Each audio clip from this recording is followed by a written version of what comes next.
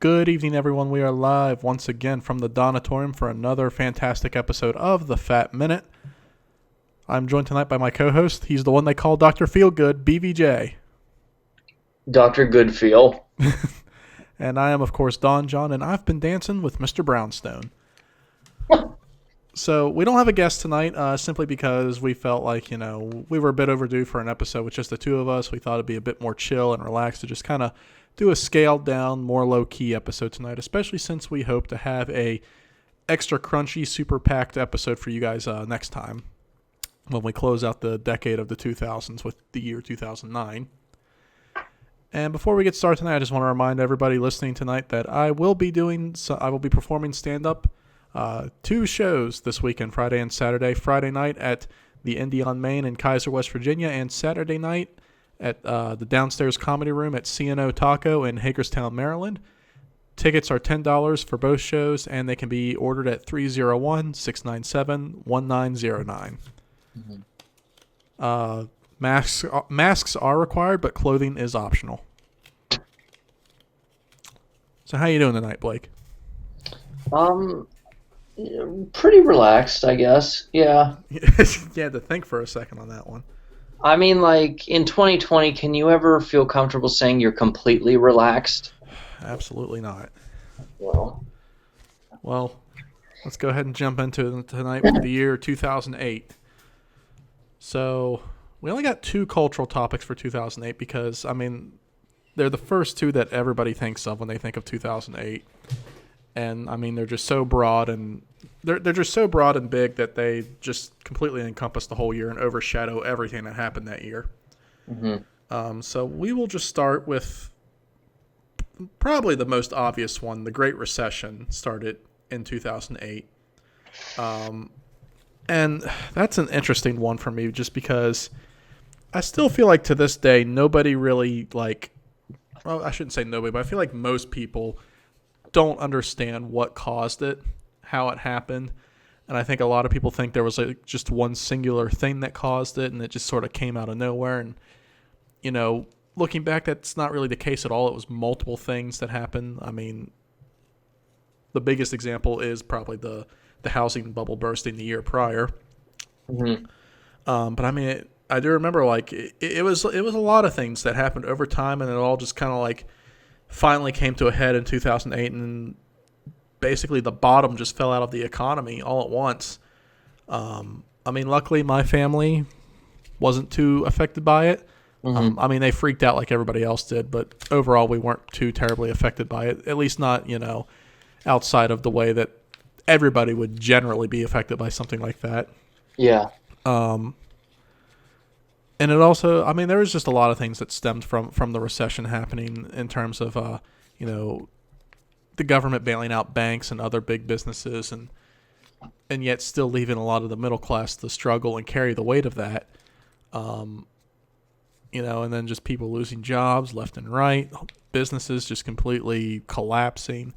It was a complete shit show, and it couldn't have happened at a worse time, in all honesty, because it happened during an election year when, no matter who won, the guy in charge was going to leave. So who knew how the next guy was going to handle it? Whoever was going to be the next guy, which we'll get into in a second.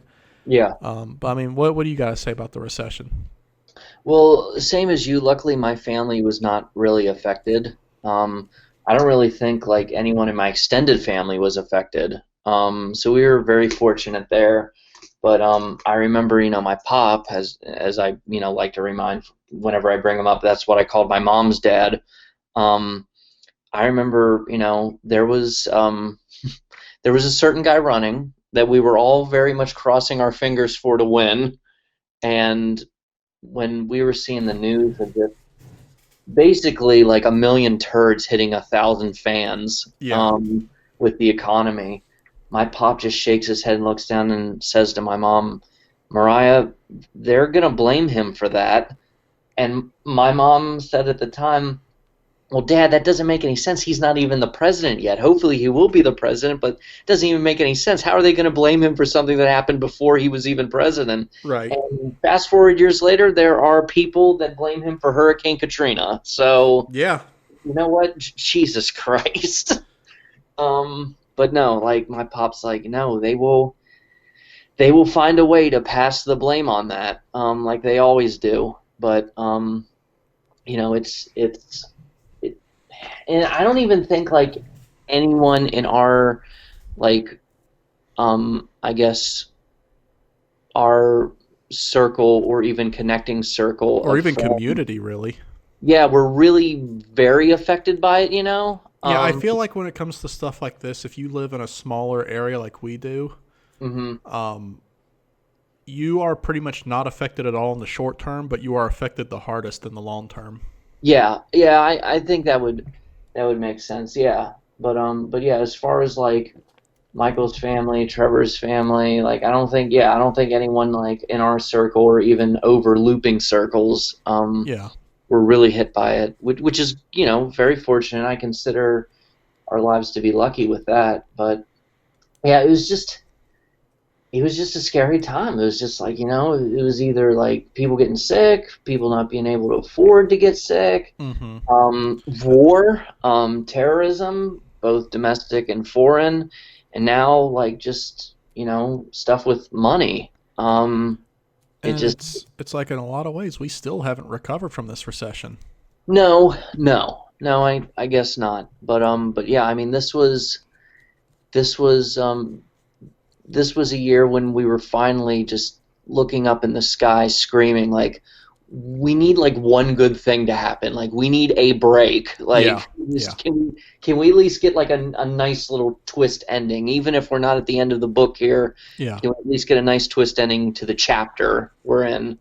But yeah, that's really what I have to say about just the recession. So Mm-hmm. Well, let's move on to the next obvious topic for cultural for 2008. The 2008 election and the election of Barack Obama. hmm Now, I was not able to vote in the 2008 election. I was just too young, just barely. I was 17 when the election hit. Um, so I mean, like I wouldn't say that I completely tuned it out. I paid attention, but not as much attention as I could have because my attitude was admittedly, well, I can't vote, so as far as I'm concerned, I have no influence on the outcome of this at all. hmm Um, but I did pay attention. I remember, when it came down to, you know, both parties finished their primaries, and it was Barack Obama versus John McCain. hmm At first I was pretty much like, well, either one's going to be a improvement over what we currently have. Um, and then as we got a little further down the line, I was like, I was leaning much more towards Obama. This was when I really started to kind of flesh out and shape my political identity. Um, and it was definitely a departure from the environment I had been raised in. Um, but I started to lean more towards Obama just because I felt like Obama just had this air about him that just made you feel like, you know what, this is the breath of fresh air that we need. Like that twist ending at the end of the chapter that you mentioned. Yeah. He just had this air about him that was like, you know what, like I don't expect this guy to wave a magic wand and everything's going to be okay, but I feel like when shit hits the fan, he's going to have a level head and he's going to tackle it head on. He just had this air about him that like, you know what, this is the breath of fresh air that we need. Yeah, John McCain would be better than Bush, but in a lot of ways he would be just the same as Bush. It would be a lot of the status quo, business as usual. And the past 8 years haven't been kind to us. So I was like, I think it's time that we, pun not intended, take a left turn here, hmm and try something new. So I know you got a lot to say about this election and just about what Obama meant to you politically and Yeah. personally. So I'm going to go ahead and give you the reins now. I mean, it's one of those things where it's like where to start, and where to even leave it off. Like I could go on and on and on. I mean, this could be its own episode, and I know we've said that with a couple other things in the past, but I mean, it was like, I mean, not not to get cringe here with some people, especially right wingers, if one happens to be listening in, or even a very ideologically pure far left person listening in. But I mean, it was like a storybook hero riding to town. Like he was like the stuff of screenplays. Um, you just had, the majority of a decade be really like bad news after bad news, and just a series of bummers, and then you have this guy show up that was a person of color that represented diversity and inclusion, Mm-hmm. and he was younger, he had this youth to him, Mm-hmm. and there's no other way to say it. He was just fucking cool. He Yeah. just he just had this personality to him. He was very classy too. Very yeah. I mean, like, yeah. He was very classy. He was elegant. He was Like I've intelligent. met so many people who are not liberal or even remotely left leaning, Yeah, who are right wing, but have still said to me, you know what? I didn't like Obama as a president, but I would have lunch with him. yeah, And I and think I think ultimately that's all anybody really wants out of a leader is, you know what? Even if I don't agree with him, I want to at least respect him. yeah, yeah,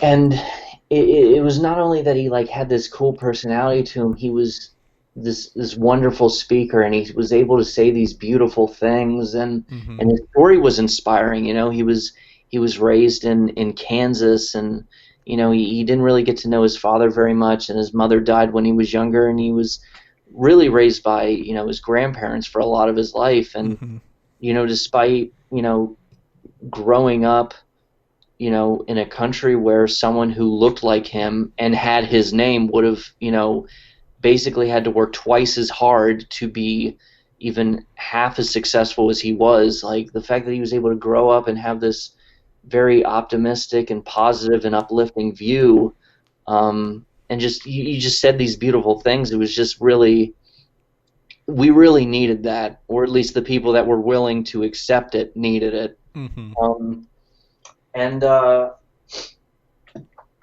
and it was, I mean, in the heat of the moment, it's like, oh yeah, hell no, I don't want John McCain. But as time went on, like I wouldn't want to accuse John McCain of being a bad person, but ultimately he would have been John McSame, Yeah. and Yeah. it just, we really did, and not to, I guess, not to plug in like the tagline or the catchphrase, but we really did need some change at that point. Mm-hmm. And more so than him, he just picked the absolute worst fucking running mate Oh my ever. God, yeah. Like I remember when it was getting closer and closer to the election, to election day, and it was just Obama versus McCain, and Yeah, it was getting to like, okay, who are they going to pick to be their running mates? I remember before they picked their running mates, it's like pretty neck and neck, and I remember watching those debates and being like, you know what? McCain brings up some good points. Obama brings up some good points. I mean, this could really go either way. hmm, And then they announced their running mates, and Obama was like Joe Biden, and a lot of people are like, oh, okay, cool. The second John McCain announced Sarah Palin, it was like oxygen leaving a room. yeah, I've never seen poll numbers drop so quickly in my life. yeah. I'm legit ashamed to admit that my stepdad tried to tell me once that Sarah Palin's one of the few people who knows what she's talking about. Woof, woof, Yeah, no, woof. I'm sorry. Like, I'm pretty sure Sarah Palin is like legally mentally deficient. Like, she is actually stupid. Fucking Caribou Barbie is what she is. And like, there's no, she doesn't know how to dig herself out of a hole worth a damn. Like, Yeah. it's just, there's no, she has no way of bouncing back. Like, the more she talks, the worse she gets. Yeah. And it's not one of those like, okay, well, maybe clear the air, like add some context, like try to, no, it's just like there comes a certain point where it's like, all right, you need to just shut up. Yeah. Like, Oh my God. Yeah. and I remember like when I heard that he had selected her as his running mate. I was at school, and it was, yeah, I guess it was like the week before the I mean, it had to have been in the very, very, very beginning of the school year, because This was like August, and this was right before the conventions. Mm-hmm. And Marissa had told me at lunchtime, like, she got a text message from her mom who had, talked to her dad, and it's like, oh, John McCain picked his running mate. And I'm like, oh, really? Who is it? Oh, did he pick Mitt Romney? And she goes, no, he picked the governor of Alaska. She must be a really interesting choice, I guess. And I go, I'm sorry, she? And he goes, yeah, he picked a woman. And I go, and I honestly say, what's wrong with her? She goes, what do you mean? And I go, no, it can't be that simple. Like he can't be woke. I mean, well, woke, the slang for woke didn't exist back then, but I'm like, he can't be that hip and cool with it now. Like there has to be some catch. Like there has to be something wrong with her. And then I went home and I saw her on TV, and I'm like, okay, there it is. Yeah. Oh, the best thing to come out of Sarah Palin was Tina Fey's career. Oh yeah. And I mean, like, and people, you can say you got tired of it after a while. I don't know, but like, she nailed it. Yeah. She did like beat by beat, mannerism by mannerism. Mm-hmm. Like, it was her. I remember thinking that her very first time doing it wasn't that good, mm-hmm. but as she kept going, it got even better. All right, who did the better Sarah Palin impression, Tina Fey or Lisa Ann? Who's Lisa Ann? She's a porn star. Oh God. Yeah. Okay. Look that one up after the show if you want. Yeah. Okay. Then I'll play it in the background for my wife to hear it. What are you watching? Oh, just researching the election for the show. Did you ever see the HBO original movie Game Change with where Julianne Moore played her? No. And Ed Harris was John McCain, and Woody Harrelson was the campaign manager. That was actually pretty solid, but yeah, I mean, it goes into like even the rest of that team, that staff, that campaign, everyone hated her. And I think his name was Steve Schmidt, and that's who Woody Harrelson played. And I mean, like by the end of the whole cycle, he wanted to knock her out. And Sarah Paulson, I forget the name of the person she played, but she played someone in it who was like one of the main assistants or whatever, and she ended up not voting. And there's this scene where Sarah Paulson's character meets with Woody Harrelson's character and was like, Steve, I didn't vote. I couldn't do it. Because like she just hated Sarah Palin so fucking much that she couldn't vote for the guy that she had been working for all year. Yeah. And yeah, it's just, oh man. I mean, once again, this could be its own episode, but it was wild, and there was just a lot of weird stuff that happened then. Like, I mean, back to the primary. Well, first of all, this was my first time voting ever, and I couldn't be more proud of that. I turned 18 just like less than 2 months before the election. So I got in just by a hair. And because of that, it was like, I guess the law is, well, you may as well also be allowed to vote in the primary. And I voted for him in the primary. And it's not that I disliked Hillary Clinton. I just felt that he was just the candidate for the moment. And but I remember like, my sister and my mom were, voted for Hillary Clinton in the primary, and I mean, and that was no disrespect to Barack Obama. It was just that she was more established, and which I guess is like, you can turn that against her, that she's an establishment candidate. But I also imagine your mom, being a bit older, had fond memories of the Bill Clinton years. Yeah. I mean, and it was like, hey, if the Clintons are back in the White House, then there's just that competency will return again. And my sister, I mean, Hillary Clinton is, one of her heroes, and she is a role model to her. And my dad and I, we actually we were planning to vote for John Edwards in the primary, but by the time it got to us, he dropped out.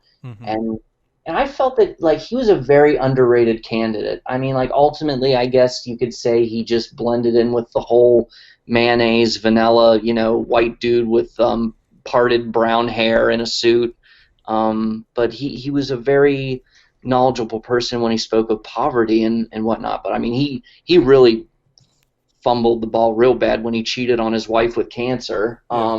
Yeah. Yikes. And I mean, that was heartbreaking in and of itself. Just what a screw up. But so I ended up voting for Barack Obama in the primary, and I remember people forget how close it was. Like Oh my God. Yeah.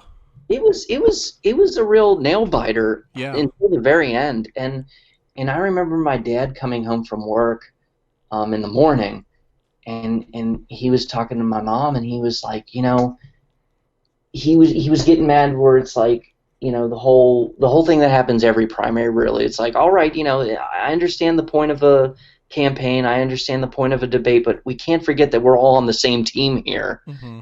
And just the bickering and stuff. And my dad's like, Mariah, they are gonna fuck this up. And he was like legit upset that like there was too much fighting going on within the party, and he was like, I'm worried that they're going to start to make a big deal out of his middle name. Mm-hmm. And there was like this silence in the room, and I can hear him from upstairs, and my dad just... And you know what? Your dad wasn't necessarily wrong. No, he wasn't wrong. He wasn't wrong. And the thing was, is like there was a silence in the room, and my dad pauses and he goes, "Do you know what his middle name is?"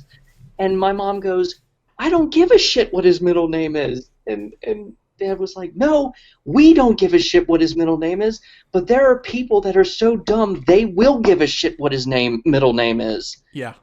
And it was just, that's like the thing that Trevor brings up. It's like, okay, his middle name's Hussein. Like, what's your point? Like, Yeah. Because like the ultimate secret agent, two-face candidate will leave a subtle hint for you. Like, Yeah. "Oh, my middle name is Hussein." Wink, wink at the camera. It's like, what? Why? Follow the breadcrumbs. Yeah, like follow the breadcrumbs. It's just like, no, he's not like a James Bond villain. Like, Yeah. subtlety. Well, that's not even subtle, but it's like, yeah. But then, of course, I guess, a decade later, satire is dead, and like what happens in real life is really stupid right now. Yeah. But yeah, so he was worried about the bickering going on within the primary, but no, yeah, I mean, it's just like, and my mom was right, but he was still right. It's like, yeah, decent people, intelligent people will not care what his middle name is. My dad was like, yeah, but we got a lot of stupid people here. Yeah. And they will fall for that shit. And Yeah. and to be honest with you, my pop did not believe that he was going to win. Even on the night it happened, just an hour before they finally called it, he was convinced he was going to lose. And he told me in the car like the week before, been like, "Blake, I'm sorry, but there are so many goddamn racist people here." Mm-hmm. Well, go ahead. Obama getting elected was what made me realize that racism is still very strong in this country. Yeah. That was not my first experience with racism. My first experience with racism was my mother's reaction to my Muslim friend in elementary school. Go ahead and tell that story. I mean, we don't have a guest this episode. We got time. Go ahead and tell it. So it's second grade, and there's a kid in my class named Ishmael. Ishmael is Muslim, and he was a nice kid. And just for context, this is not the Ishmael that I brought up in a previous episode. No, different Ishmael. And this is before 9/11, mind you. But he was a cool kid. He was a nice kid. He was very well liked in the class, and he became probably like for like this time period. Before my family moved from West Virginia to Maryland, he was my best friend for a few years in elementary school. And I remember, one day we're going to lunch. We're getting ready to go to lunch, but Ishmael isn't lining up with us. He's staying at his desk and like just pulling out a book or whatever. And I'm like, "Why aren't you going to lunch?" And he's like, "Oh, well, it's Ramadan." And I'm like, "Well, what's Ramadan?"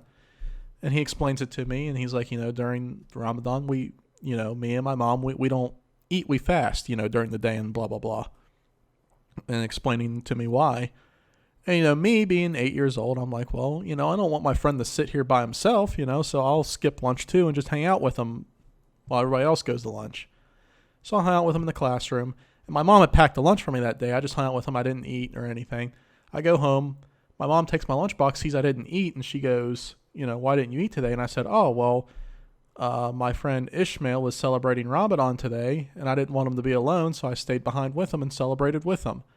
And my mom just gave me this look, and she like got eye level with me and gave me this look, and in a very stern voice said, "You don't celebrate that, and you stay away from that boy." Jeez. 8 years old. Gross. I did not listen to my mother because 8 years old, the only thought in my mind was, why do I need to stay away from him? He's never done anything to me. But yeah, 8 years old is when that happened. But the election of Barack Obama was like the thing that made me realize just how bad it really is. Because, I mean, the second he got nominated, it was, like your dad said, his middle name. Like, they immediately jumped on that, his middle name. Started jumping on, the fact that his dad was Muslim. And then after he got elected, it was jumping on, where's your, show us your birth certificate. Were you actually born here? For no reason at all. No pretense to start that up.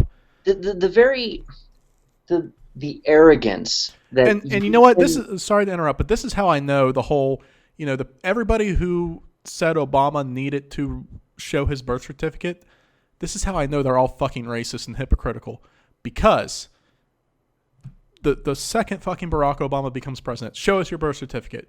Meanwhile, 4 years later, Ted Cruz fucking runs for president, who we know was not born in this country.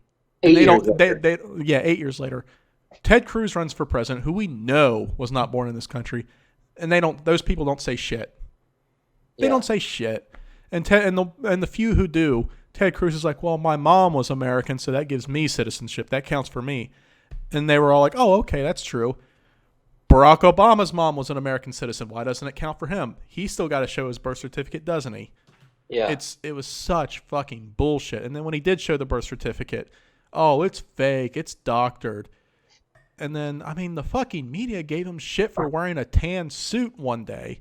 Yeah. I mean, there was literally nothing this guy couldn't do. No. I mean it was one of those, like, if he would have walked on water, they would have said it was just because he can't swim. Yeah. And I remember the day after the election, I'm sitting in class. I'm at school, and I'm sitting in U.S. history. And in the classroom, the teacher had one of those things that like a ton of teachers have above the chalkboard, where it's like a timeline of all the presidents, and it's got like a picture of each one. And since it was the day after the election, she took a picture of Obama from like the internet or a magazine or whatever and put it up there as like a placeholder. And, she was just kind of talking about the election, and this one girl in the class just shouts, yeah, but now there's some black guy up there. And it's just, I saw stuff like that all over the place. You see it like the second he was elected, people telling him, go home, go back where you came from. People accusing him of being a Muslim, which it's like, even if he is, what the fuck does that matter? Yeah. I remember, another fun story about my mother.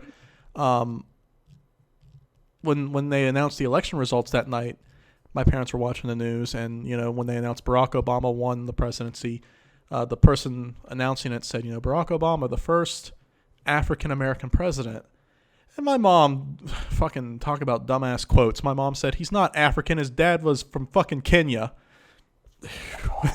Well, no, she said his dad was a fucking Arab. And I was like, yeah, from Kenya, which is in. Yeah. I mean, and it just, I heard my, both, I've probably, I'm pretty sure I've mentioned before that I don't have anything to do with my parents anymore. I mean, if anybody's ever wondered why, I heard both my parents call Barack Obama the N-word more than once in my life. It was such an eye-opening experience in such a harsh way. Yeah. Of how racist this country still very much is. This man got criticisms for shit that nobody else before or since has ever gotten criticisms for. Yeah, and since we're on since we're doing some stories, a quick one is at my first job, and my longest job, our the driver of our delivery truck, who would deliver our inventory, for the snack bar, he was like ultra right wing. Like he was conspiracy theorist. He was angry. He was racist. Mm-hmm. And I remember he was going on a rant about Barack Obama using Air Force One. Mm-hmm. He was the president of the United States, and he wasn't even allowed to use Air Force One. Right. And he was like, "Do you understand how much money it costs to, every time he chooses to fly in that thing, how much money it costs?" And I was like, "Oh yeah, that's right. I forgot. Every time George Bush needed to go somewhere, he took the Greyhound bus, or Right. like Ronald Reagan, he would walk outside and thumb for a ride." Right. It's like, it's just, and he wasn't allowed to ever read from a teleprompter, Mm-hmm. even though everybody does that. I mean, that's my thing. It's like he wasn't even allowed to do what everyone else does. Yeah. It's just like, you want him to be Superman, and then when, if he has a moment where he is, has like a kind of super, kind of a, if there is a moment where he does seem, like he's excelling and does succeed at, you say he's uppity and he's pretentious and he's elitist. Um, you know, I've just I've just never seen, or well, I could not have anticipated the rise of a culture Mm-hmm. that just wanted to glorify stupidity Yeah. and mediocrity. Is it like less than that? Um, I don't know. Just this resentment towards the intelligent and the successful. It was wild. I mean, it's just, again, it could be an episode, but Yeah. um, I I mean, mean, and then when they got done with the birth certificate thing, it became, show us your college transcripts, because apparently people didn't believe that he actually graduated from Harvard and had a license to practice law, even though his license to practice law is a public record that you can easily look up. well, his birth was in the newspapers, Yeah. in the archives. Like, Yeah. if he really wasn't born in America, then it is without a doubt the greatest cover up in human history. I Yeah. mean, like, I guess, 50 years prior, his mom knew, like, if I ever have a baby, he's gonna be the president, so I best start plotting right now. Like, Yeah. I don't, I mean, you have these people that believe just all these loose, these splittings of hairs and grasping at straws, and like threads within threads, that are able to like just go down these like weird little trails, these weird little paths. But then when you tell them that some people, join law enforcement just so they can continue being bullies, they're like, "Whoa, hey, hold on, you got a wild imagination right there." Like, Mm-hmm. um,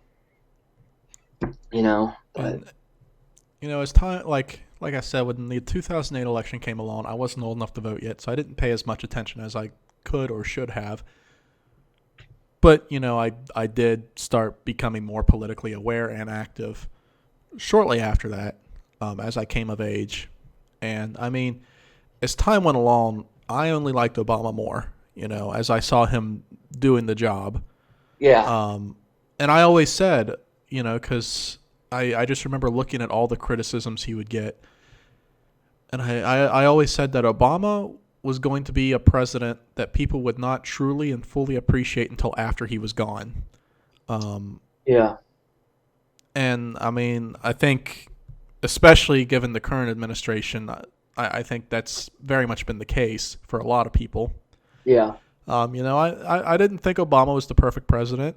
I have my own criticisms about him. yeah, But, if I were to rank him, I would confidently rank him in the top 10 right now. If I were to really go through a fine-tooth comb with it, I would maybe even put him in the top 5. I mean, he was a classy president. He was a charismatic president. He wasn't just a president. He was an actual leader, yeah, who held his office to a standard and held himself to a standard. Yeah. And he very much made our country as a whole respectable again Yeah. on a lot of different levels. And it's very much a shame how a lot of that has been dismantled in the past 4 years. Yeah. Yeah.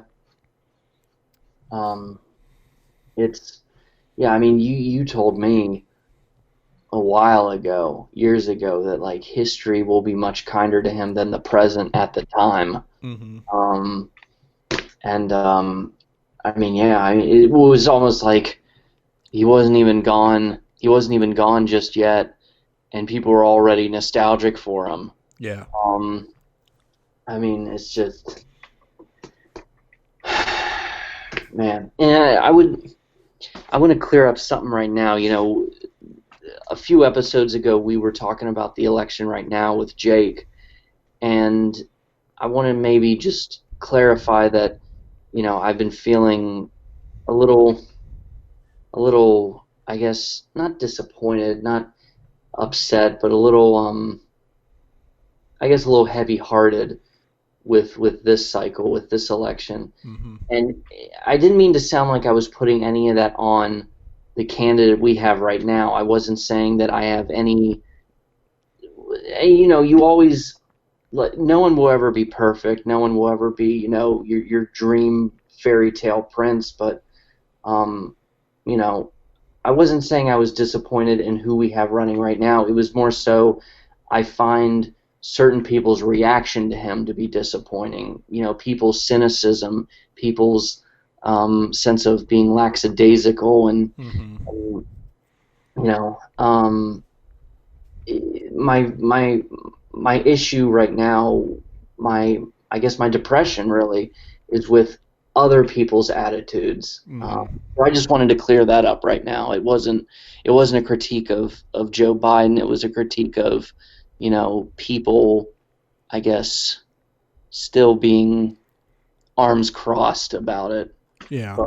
But yeah. So but yeah, I mean, shoot, I could go on and on. I mean, you had Joe the plumber, who turned out to be Joe the plant. You had robocalls going on. Mm-hmm.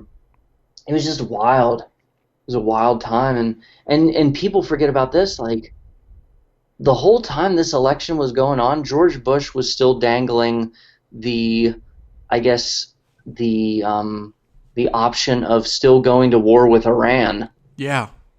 People forget about that. Yeah. I mean, there were people who were legit offended that, or legit concerned that he would have started shit with them, like, you know, the day after the election, and Yeah. been like, well, next guy's got to deal with it. Yep. But which, oh shit, ooh, fuck. I would time travel. A part of me would time travel back to then in a heartbeat. I mean, just for a sense of, like, I don't know, security of, like, well, we at least make it for another decade. Yeah. But I mean, hopefully we'll make it. Yeah. We can make it, but a lot of other people got to stop fucking up. I mean, Yeah. these elections are really like a giant class project. I go home and I'm like, well, I know I did my shit right, Right. but did everybody else do their shit right? Right. So yeah, I'll unless there was something else you wanted to add, I'll digress. Because if I have any additional thoughts, I'm sure I might get to chime in a time or two next episode with the inauguration. But I'll digress for now. All right. Well then, on that note, let's move on to movies. Movies of 2008. First one is Cloverfield. Unfortunately, I missed Cloverfield. It's been on my list for a while, but I've never gotten around to seeing it. So I'm just gonna bounce this to you, Blake.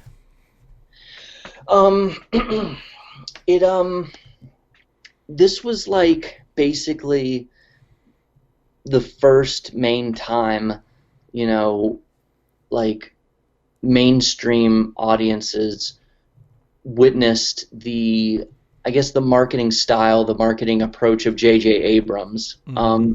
He did not direct it.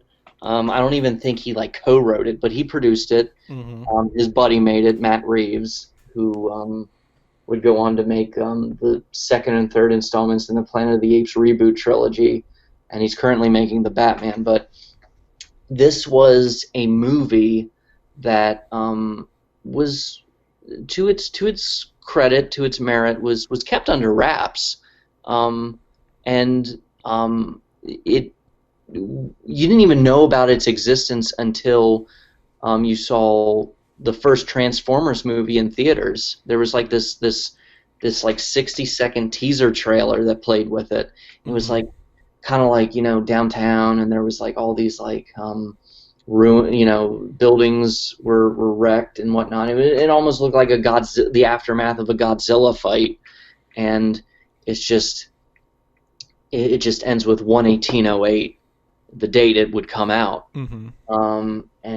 And it was like, oh, is it a Voltron movie? Is it a Godzilla reboot? Like, what is this? What is this movie? And what does it mean? What does it mean? And it was like, is it going to be called 1/1808? And then and it was like, this was like really heavy viral marketing. Like, there was websites, there was like, you know, uh, links within links that you had to follow. Trevor could have told you about it.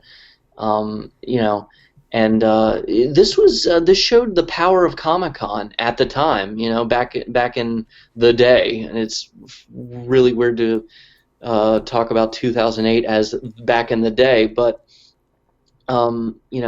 it was revealed that the title was Cloverfield, and that wasn't even guaranteed. It was like, oh, I think that's just a working title right now, but then it was the title, and Mm-hmm. but yeah, it was. I'm not into found footage. I Right. know a lot of people aren't. Um, it's just I don't know. It's just that's just a point of view that like I'm not into. I mean, for the longest time, I wasn't even into first person shooters. I But I remember always hearing complaints that like the Cloverfield like had really bad shaky cam that like gave people really bad vertigo or something. yeah, yeah, yeah. Our one friend Zach, other Zach, not Zach that appeared in this podcast, he had trouble with it after it. I wasn't so much bothered by it. It's just a style that I'm not into. Um, as far as the film itself, it's okay. I mean, it's 90% hype. It's Mm-hmm. 90% hype. It was all about like the road to the destination. It was all about the journey, really. Um, Just to find out it's a giant praying mantis. yeah, basically. Which would then be recycled into Super 8. Um, but but yeah, I mean, this was just a lot of hype. And it was J.J. Abrams still said that it was him trying to make like an American Godzilla, Mm-hmm. and then like a few years later, Warner Brothers and Legendary Pictures just made a Godzilla reboot. Um, but yeah, it's a gimmick. It's a gimmick. I mean, and you know, I will. This may be one of the times I say, Donnie, if you haven't seen it at this point, there may not even be a point in seeing it. That's basically what I've gathered because all the like follow-ups to it, I haven't really heard like very good things about them. I Um, mean, I heard 10 Cloverfield Lane was pretty decent, but 10 Cloverfield Lane, and you haven't seen that? no. 10 Cloverfield Lane is good. Like, it is a step up. It is superior. Um, And what's John what's Good. what's the one that came after that? The one in space? Oh, the Netflix movie, the Cloverfield Paradox. That kind of Yeah. stuff. Yeah, I heard Um, I heard that was dog shit. but 10 Cloverfield Lane, like, John Goodman could have gotten a Golden Globe nomination for Best Supporting Actor. Like, he was damn good in that. I mean, Um, you really can't go wrong with John Goodman. no, I mean he is the great supporting actor. He's America's dad. Yeah, yeah, or at least America's awesome uncle. Yeah. But no, no, like everybody loves John Goodman. That's why, like, when they brought back Roseanne, you could just see the pain in the eyes being like, who is this crazy bitch that I Yeah. didn't know 20 years ago? Oh my God. Yeah. Like, I know we're getting a little off topic, but that Jimmy Kimmel like live interview went with Roseanne and John Goodman when they were on Jimmy Kimmel Live, Hmm. and she was like arguing with Jimmy Kimmel. You could just see like John Goodman unable to believe that like this was the same person that he made this wonderful show with 20 years ago. And it's just like, and she had been weird. She had shown herself to be weird before they even brought that show back. And it's like, Yeah. John Goodman, like, you shouldn't be hard for cash. Like, what? Why are you here? Why are you doing this? It's just like, oh, you even said it's just the story of a man trying to do a job and make a living. And it's like, it's John Goodman. He doesn't need that. Like, the only thing worse than that was Aaron Eckhart being in all those shitty movies after The Dark Knight. Like, Yeah. did you lose a bet? Do you owe someone money? Is the director your nephew? Like, what's going on here? But yeah, 10 Cloverfield Lane, super gimmick. 10 Cloverfield Lane.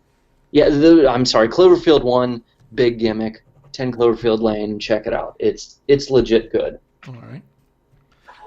Let's move on to our next movie, Iron Man. The movie that kicked off probably the biggest film franchise in the history of cinema. Yeah. And I mean, I actually rewatched it today. First time since it came out, I watched this movie.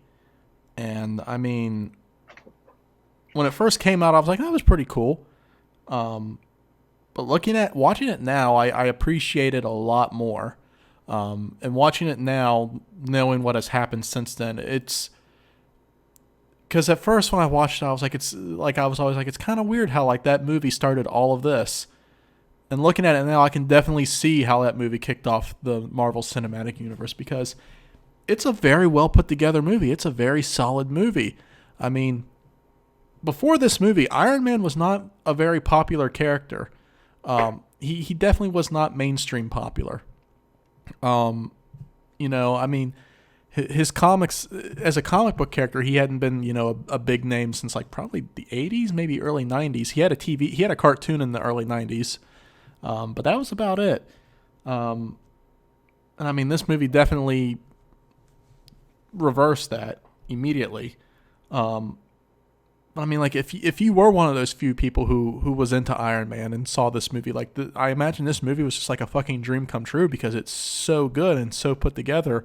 And Robert Downey Jr. is like the perfect casting choice for this character. Mm. Um, and if you weren't really into Iron Man or really superheroes in general, and you went and saw this movie, I feel like you would still enjoy it, like it just because it is just a cool movie. It's just a fun time.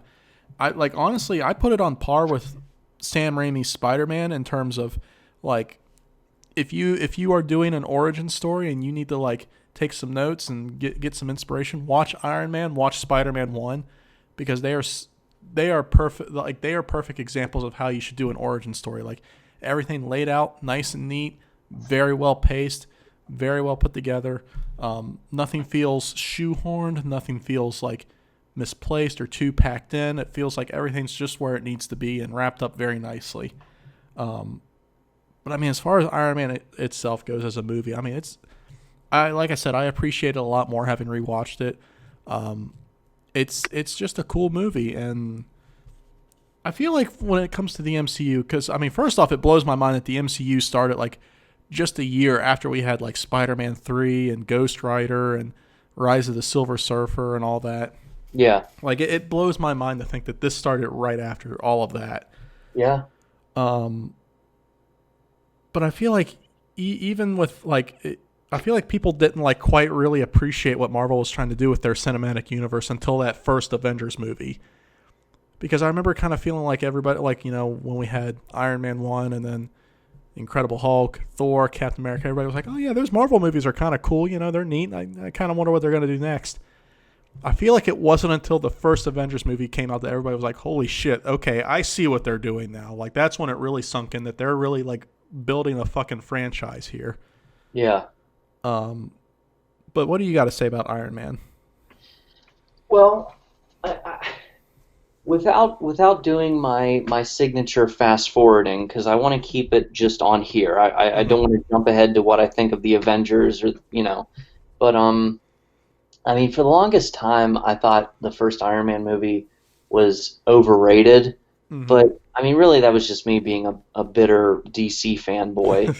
Um, I mean, yeah, you have to respect it that like it was the first of what would be it was the beginning of the first of its kind, Hmm. which was a connected universe, and we take that for granted now, which you know became both a great thing and a cheap and lazy thing with a lot of times because it went from Yeah, like the everything has to be the first in a shared universe now. and that started in the 2010s because in the 2000s the go-to was this is the first of a trilogy.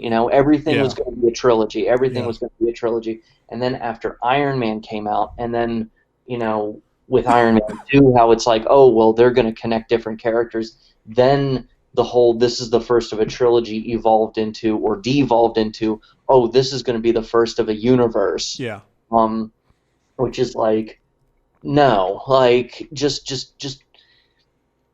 it was great that it worked for Marvel, Hmm. but I do miss the days when you went to a movie and you just saw a single movie. You didn't feel like you saw another to be continued episode in an overarching series. Right. Which I Which think is like I think Iron Man does succeed at. Like the first Iron Man movie. Yes, it is the first of a shared universe, but you could watch it like completely by itself and walk away totally satisfied. yes, absolutely, and I was accidentally doing my fast forwarding thing again, but I will come back and say yes, Iron Man 1 pulls it off. Iron Man 2 is the one that commits that sin of like just being a to be continued filler episode. But as far as Iron Man 1, I mean, respect to it for accomplishing what it pulled off, and just it pulled off multiple things. Hmm. It made a not top tier character a box office smash. Hmm. Um, like if I would have gone to my mom and dad and been like, "Oh, they're finally making an Iron Man movie," my mom and dad would have been like, "Oh, which one's he?" Yeah.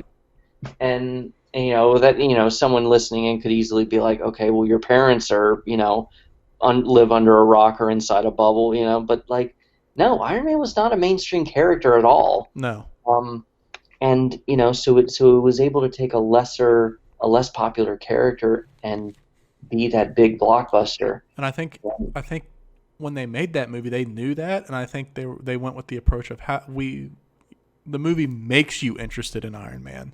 Yeah, It doesn't assume that you already like Iron Man. right. And like we can spend all day cheering over the success of a brand, Hmm. and an IP, but I mean, like, probably the most heartwarming thing that happened here was that it was Robert Downey Jr.'s comeback. Like, it Hmm. brought his career back to life. Hmm. Um, I mean, he was a dude who was like down for the count, Yeah. and this brought him back, and that's the nicest part of it. Not that like, oh, a a a entity, Marvel that was ultimately going to be fine, in one way or another. I think personally. Hmm. Um, no, it was that it brought back the career of a person, of that someone who had gone through some struggles and tried to come back was finally really able to like come back. I can't say it enough, but and you feel happy for him. You feel Hmm. happy that he was able to do that, and I guess it's inspiring in a way that it's like, don't give up. Like, you could be, fucking hallucinating, in a motel room one night, and then the next year you are Iron Man. Like, Yeah. um, and I mean, the only shame there is like I haven't really seen it happen again to anybody else since then, which I was kind of hoping that would start a trend. Yeah. Um, I mean, it was nice that these movies really started the trend of like of having more serious and more higher and top tier actors playing in superhero movies. Yeah. Because I mean, before this, being in a superhero movie was kind of seen as a little embarrassing sometimes. Yeah. I mean, I remember Ben Affleck after he did Daredevil straight up said, when he was asked if he would ever do a Daredevil 2, I remember in an interview he said, wearing a costume is probably one of the most humiliating experiences I've ever had, and I never want to do it again. Which fast forward a decade later, he was Batman. He was the picture perfect Batman. Like, yeah. I mean, aesthetically, visually, he is the most accurate Batman. Yeah. But yeah, I mean, like, yeah. So then you have like these like award nominees like Anthony Hopkins and then Cate Blanchett, like they're in the universe. And it's also it was cool to like, along with that, seeing how many like big names in Hollywood were like huge fucking nerds in their private life. Mm-hmm. Like how many of them were like when they got these roles, they were like, oh hell yeah! Like most recent example probably being Jake Gyllenhaal when he got the role as Mysterio. You could tell when he was offered the role, he just kind of laughed to himself and went, oh hell yeah. Yeah. And well, even in Iron Man 1, like Jeff Bridges was in it, which I will say though that's probably the weak link in Iron Man 1 is that the villain is just okay. Yeah. He's there. He's just anti Tony Stark. Yeah, which, and I guess you can't really hold this against Iron Man 1 since it got to do it first.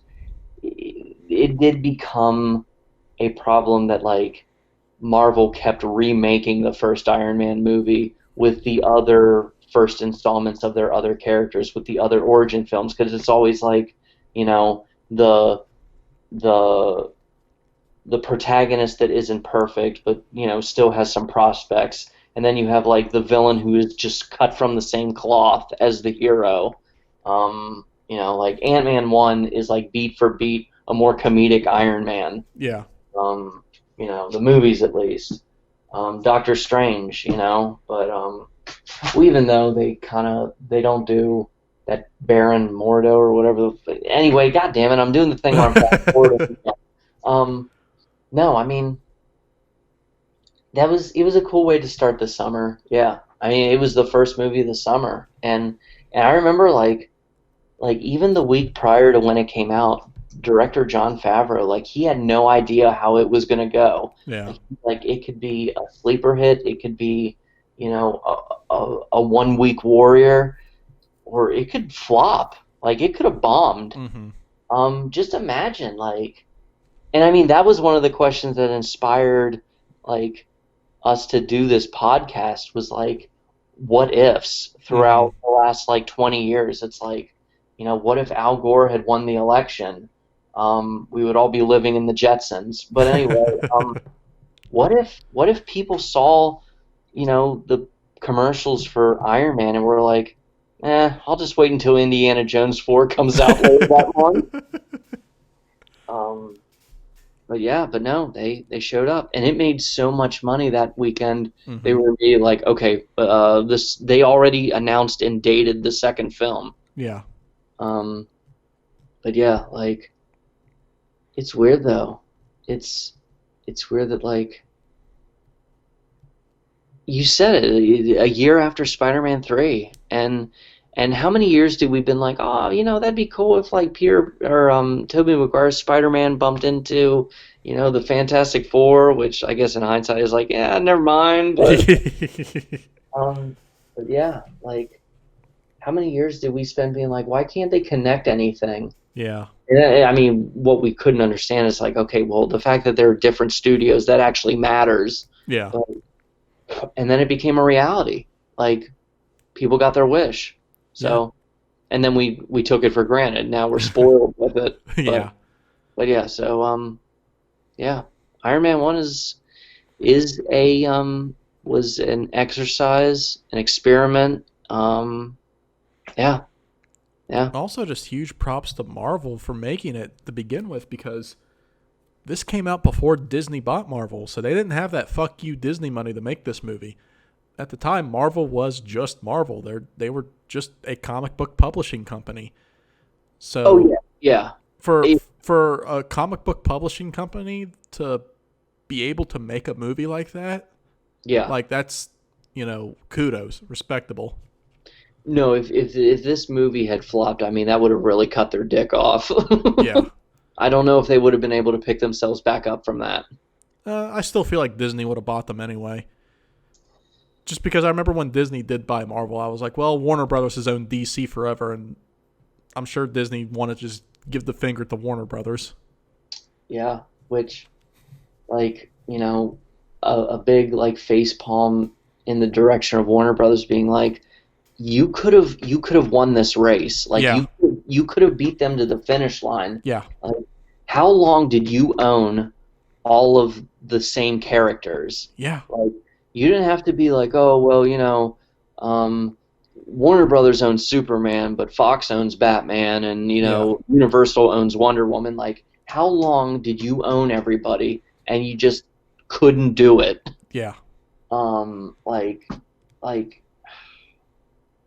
it was like a worse version of Tortoise and the Hare, Yeah. except like the hare like just I don't know, just crawled back in the hole and started baiting. it was just it was just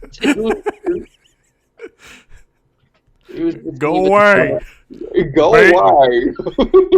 Oh yeah, cut me a slice. Ugh. But, anyway, with Iron Man, I digress.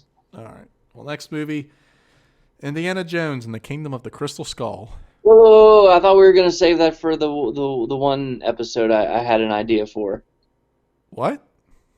I thought like we were gonna. Well, I don't want to That spoil it. that was never a discussion. Well, no, like the same reason I asked that Superman Returns not be included. Yeah, I know what episode you're talking about, but I don't remember us saying that about Indiana Jones 4. Oh yeah, no, I was implying that I wanted to save all of them for that episode. Oh, this is Would have this is been awkward. it's news to me. This is awkward. Yeah, yeah. Yeah, next time don't imply, state. Oh man, shit. Yeah, no, that's kind of what I meant. Is like with Superman Returns being omitted from 2006. I was like, yeah, no. I was also thinking like, what if we just group up all of those legacy sequels and just save them for the same episode? That is Shit. awkward. I fumbled that one. Have you ever even seen Kingdom of the Crystal Skull? I've seen the South Park parody of it. Um, all right, we can just talk about it briefly. All right, this is awkward. I apologize for that, but I don't want to go too far into it. Because yes, that's what I was implying. I would like to do a legacy sequel episode. So my apologies for not being more contextual with that. I'll forgive you this time. All right. Just don't let it happen again. Well, let's just at least talk about the South Park episode. Go ahead. I mean, when it comes to Kingdom of the Crystal Skull, I've only ever seen the first Indiana Jones movie, and I only watched it for the first time like a couple years ago, because Indiana Jones is just not something that interests me. To me, it just seems like something like it's basically just a dude going through like the greatest midlife crisis ever. I watched the first Indiana Jones movie and I was like, it's okay, it's cool, I guess. And it didn't inspire me to watch the other ones. But I remember Kingdom of the Crystal Skull. I remember everybody was excited. Like, this was basically like, in a lot of ways, the Star Wars sequel trilogy before the sequel trilogy. Yeah. A lot of people were hyped that Indiana Jones was back. And then it came out. And then a lot of people were upset that Indiana Jones was back. And even from like the commercials and the trailers that I've seen of Kingdom of the Crystal Skull, I could tell that the hate for this movie was so overblown and over-exaggerated. I mean, I don't know how well of a movie it is on its own. I don't know how well of a movie it is in terms of this franchise, but I could tell the hate is extremely over-exaggerated. But the South Park episode dealing with this movie is, if you've never seen it, it's a classic episode. Where basically the boys have PTSD because they saw this movie and they literally just spend the whole episode just saying that Steven Spielberg and George Lucas raped Indiana Jones. and they're just completely traumatized from it. But Blake, I'm gonna go ahead and pass it to you. I will say, and again, I don't want to, I want to save a more fuller series of thoughts for my little pet project right now with this. But anyway, that South Park episode, and I have seen it. I don't know if you were really talking to the audience or me, but I have seen it. That episode is misunderstood because that episode isn't talking shit on the movie itself. It's talking shit on the people who talk shit on the movie. Yes, it is talking. It is mocking. It is critiquing. It is roasting the people who overreacted to Indiana Jones and the Kingdom of the Crystal Skull. Hey Blake, can you close your Facebook Messenger? Yeah, my bad. Thank you. Yeah, am I able to? Oh, okay. Enjoy that. Good luck with it. Okay. No, he's a good guy. I told him we were recording. He's not messaging back. Anyway. Oh man, this segment has just turned out really awkward. It's Order of the Phoenix all over again. Yeah, but less cool. But anyway, no, that episode is a critique of the fanboys, the entitled fanboys who overreacted. As far as the movie itself, I haven't seen it in at least 10 years. Mm-hmm. I mean, well, probably over 10 yeast. Like I watched it like a few times in theaters when it came out, and I watched it like at least once, maybe twice on DVD later that year. And I don't think I've seen it since, so I probably haven't seen it in like 12 years. So I'll have to rewatch it soon, or at least before the episode I keep talking about the idea. And you'll definitely have to see it, Donnie, obviously. Yeah. For that episode at least, like we can't have this list of movies and then you'd be like, didn't see it. But I liked it. I mean, like, I think people give it a hard time. Is it as good as Raiders of the Lost Ark, or which is the best in the series, or at least the personal favorite with a lot of guys our age, The Last Crusade? No, but it sure beats the living hell out of Temple of Doom, which Kingdom of the Crystal Skull is more true to the pacing and formula and rhythm of Raiders of the Lost Ark than the Temple of Doom is. Steven Spielberg made a sequel that was more true to 2 out of 3 of his original trilogy than George Lucas did to his own trilogy, personally. But, for me, at the time, 17 years old, I was just extremely grateful to have this surreal experience of, I am in a movie theater right now watching an Indiana Jones movie. Like, my entire childhood, I just assumed, oh, well, the Indiana Jones movies happened before I was born, and I missed them. So I guess that's it. I'll never get a chance to see an Indiana Jones movie, like, ever. And then, like, in the early and mid 2000s, it was like, oh, Dad was like, oh yeah, I was listening to the radio today, and they're thinking of writing the story for it. And he goes, I don't know what they're going to do. Harrison Ford is going to be too old. And then it actually happened. Like, yeah, it was surreal. Like, it was like, oh, they did it. They really did it. But yeah, so just to move on, I think people are too hard on it. I enjoy it for what it is. I think it's a fun little epilogue to the trilogy, and it's at least more true to 1 and 3 than number 2 is. So I leave it at that for now. All right, next movie, The Incredible Hulk. Second movie of the MCU coming out the same year as Iron Man. Talk about a big fucking year for Marvel. The Incredible Hulk, it's very much, it is a Hulk movie. It's very much what you see is what you get. It's a solid action movie. You could definitely tell Edward Norton hijacked this movie for better and for worse, as he tends to do. What do you got to say, Blake?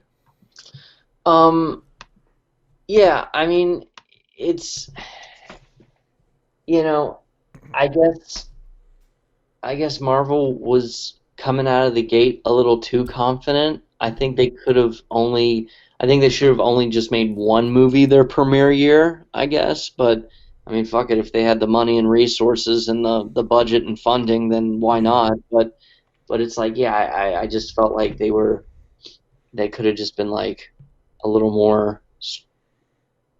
I don't know. I just don't. I just think they could have maybe just started off with just one at a time. Yeah. But well, then that made it all the more awkward. How like they had two their first year, and then the next year they didn't have anything. Yeah. Um, so like since 2008, there have only been 2 years without an MCU movie. 2009, and then this year, 2020. Mm-hmm. By the time it ends. And it's like, yeah, like why couldn't you have just like maybe been like, okay, we'll just have a our second film come out later 2009. Like I don't know. But the Incredible Hulk movie itself, it's okay. It's a mediocre movie. I mean, Yeah. No it offense to anybody who's Hulk fans. Hulk is a mediocre character. um Um, go ahead. he's you can only do so much with the Incredible Hulk, and that's why I think Hulk works best as like a supporting character, as they've been using him, as opposed to having him carry his own movie. Yes, exactly. Like he is better as a supporting character. He's better as a guest star. Like the Avengers 1 proved that. Mm-hmm. And then, when other than the Avengers movies, when he came back to be in Thor Ragnarok, like that was Mm-hmm. perfect. Yeah. That is what they should have done with him. That is what they should have done with Iron Man 3.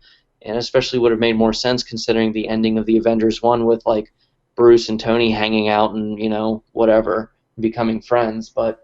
Um but yeah, I mean, Edward Norton, like, it's just, have we ever even gotten a full, complete answer to what happened? I guess he just tried to be too controlling with it. I mean, And he does that with every movie he's in, and I mean, I think that's part of the reason why you don't really see too much from him anymore. yeah, He's just too difficult to work with. He tries to hijack the movie in every way he can.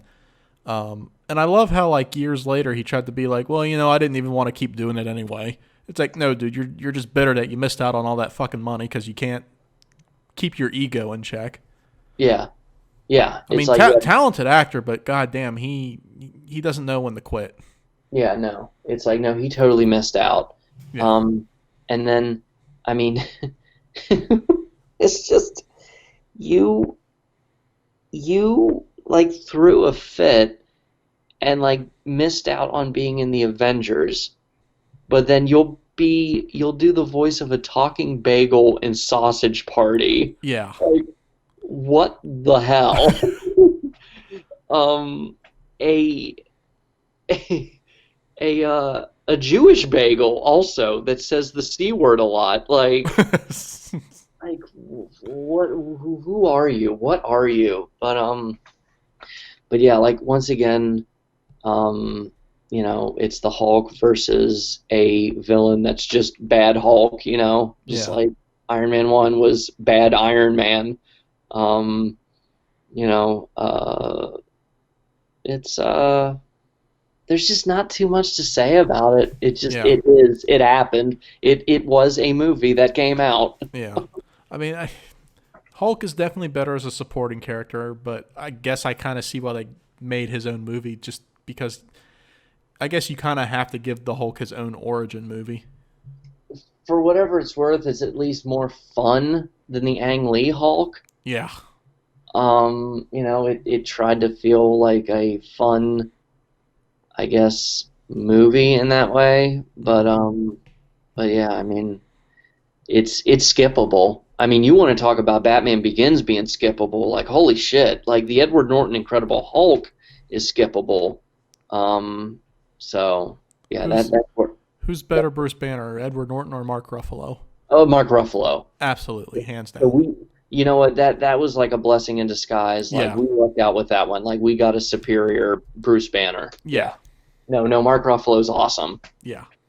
So no, I can't imagine. I can't imagine like no. It was fun that Bruce Banner was funny in the Avengers. So I can't imagine Edward Norton being all like, well, again, he played a Jewish bagel that says the C word a lot in Sausage Party. I can't get over that. But anyway, no, I can't imagine him like wanting to like play along with like Robert Downey Oh Jr.'s. my God, Robert Yeah. Downey Jr. would have ended up like strangling Edward Norton on set if he would have stayed on.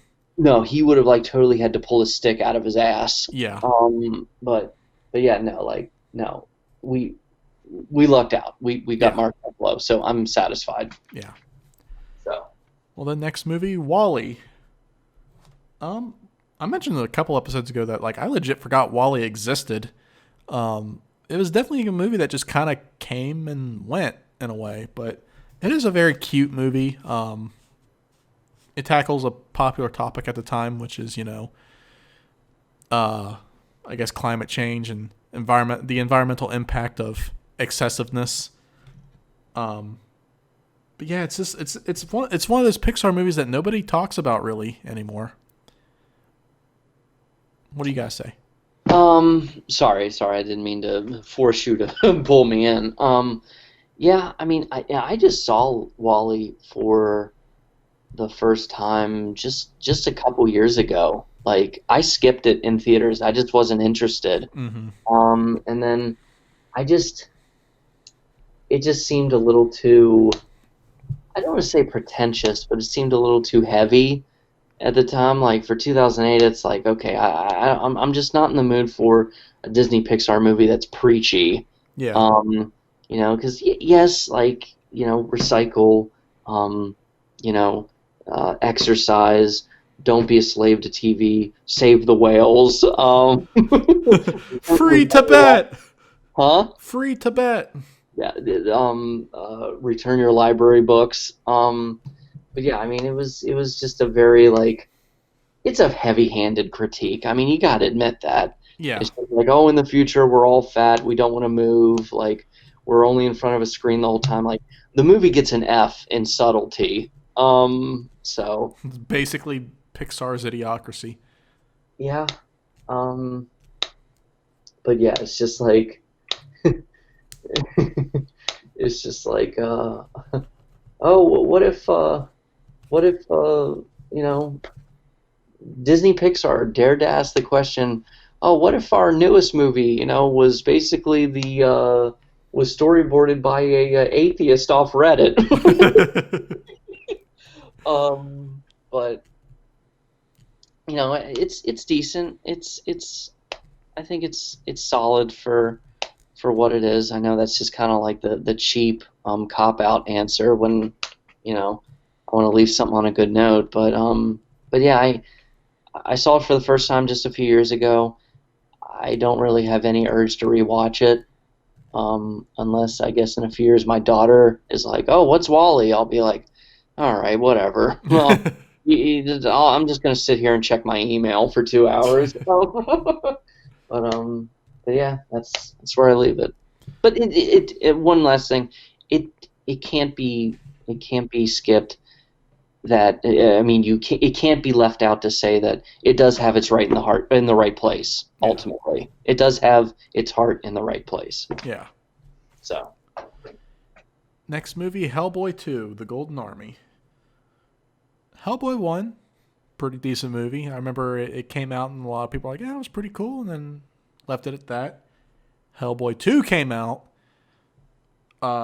Huge fucking splash. Huge improvement over the first movie in pretty much every way. So much so that the fact that there was never a Hellboy 3 is probably one of the greatest sins of cinema. Especially when you had such a great the perfect director and the perfect lead for this franchise. I mean, yeah, like I said, Hellboy 2, it's superior to the first one in every way. hmm What do you guys say? I I have not seen this movie again since this year, the year it came out. Mm-hmm. And I always feel guilty about that. I just haven't gotten around to it. Um, I liked the first movie, and then I was like, oh, it's like it's just Hellboy 2 is just one more movie that was in the way between me and finally seeing The Dark Knight that summer. Hmm. Um, but like I saw this movie, I had no anticipation for it. I just was like, okay, I'm no Michael and Andrew and everyone else will want to go see it, whatever. I walk out of it. I love this movie. Like Yeah. it is it's it is superior to the first. It is a huge improvement. And not to say that like the first movie was like flawed or like a mess or whatever. It's just a movie that I could only like. Like it Yeah. was it was just it was the first movie is good, but it's not like great. Yeah. Um, It's not breaking any top 10 lists. no, no, but like this movie is just it's so damn fun Yeah. and it's funny and yeah, I mean like I loved every minute of it. Like I just thought it was just such a pleasant surprise. And yeah, I mean it's its only real mistake, its only real flaw is that it came out 7 days before The Dark Knight. Hmm. It's like I don't know who was this one. Yeah, the first one was made by Columbia. This one, the second one, was made by Universal, and it's like, what were you guys thinking? Like everyone else should have known that once Batman came out, it was game over. And it was like everyone should have just been like, okay, we won't have anything come out until like 2 or 3 weeks after The Dark Knight because that's just going to own the rest of July. And even like the week before it, like why bother? I don't Um, know. I mean, looking back, was The Dark Knight really that anticipated? Because, I mean, Batman Begins wasn't a flop by any means, but it wasn't like an explosive release, was it? no, it was absolutely it was, yeah, it was the movie of the summer. Like it was already like I mean, and this isn't me just like gushing over being fanboy. Like I remember like the hype and like online and like the message boards and like the commercials and people talking about it, on talk shows and stuff. Like, no, The Dark Knight was like people were like hyped as fuck. Yeah, it's weird because Um, I remember all the hype being after the movie came out. no, I mean you had that the teaser trailer that played in front of the Simpsons movie, Yeah. which was just like the beams of blue coming out of the bat symbol. And it was like that was a cute little teaser for the time, I guess, but it really doesn't give you enough. Um, but then you had like the trailer that came out with I Am Legend, and I just realized that we totally forgot that movie last episode. We forgot I Am Legend. Never saw it. Um, yeah. Um, uh, it was good for its time. I'll leave it at that. But anyway, you had the second trailer for The Dark Knight that came out the same weekend as I Am Legend, and then they had the bank robbery in the beginning be played in IMAX theaters before I Am Legend, and they called it the prologue. Like if you went to see I Am Legend in IMAX that weekend, you got to see the opening scene of The Dark Knight like 7 months before it came out, and that was like people had finally seen Heath Ledger as the Joker. It was Hmm. like, oh man, they're like, in certain pictures, it's like, oh, how's this gonna go? Is he gonna be good? Is he not? It's like, um, I'm sorry, we're talking about Hellboy 2. I'm gonna save that discussion for when we're talking about The Dark Knight. I apologize, but to answer your question, Donnie, yes, there was excitement over The Dark Knight even before it came out. Anyway, back to Hellboy 2. Um, Seth MacFarlane does the voice of a character in this, and you know what? Like he's awesome in it. Yeah. Like I I just Seth MacFarlane doesn't do a lot of good, but when he does, no, like he was a total joy, and yeah, I mean it's just a shame that we never got that third movie. But like they were like, oh, we don't have the money, we don't have the money. Sorry, there won't be another one. And then all of a sudden they had the money for a reboot, and it's like, what?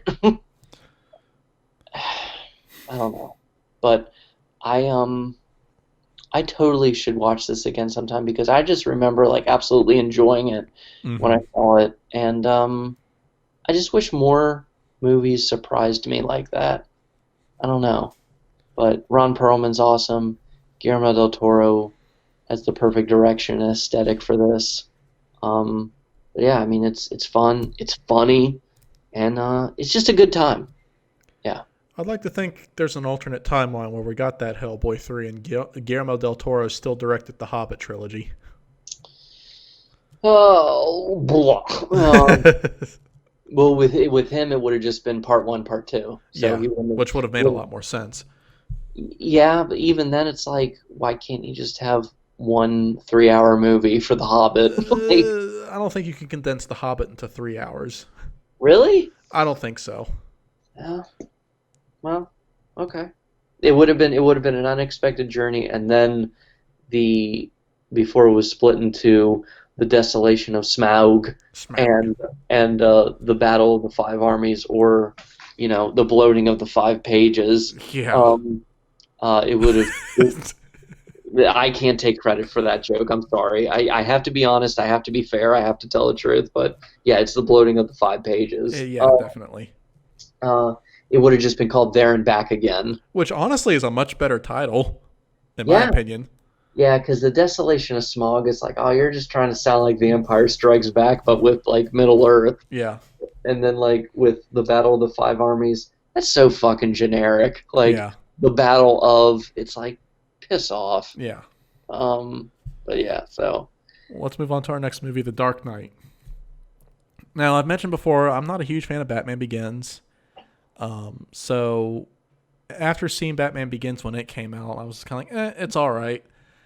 I didn't really pay attention to anything, like any of the media surrounding The Dark Knight before it came out.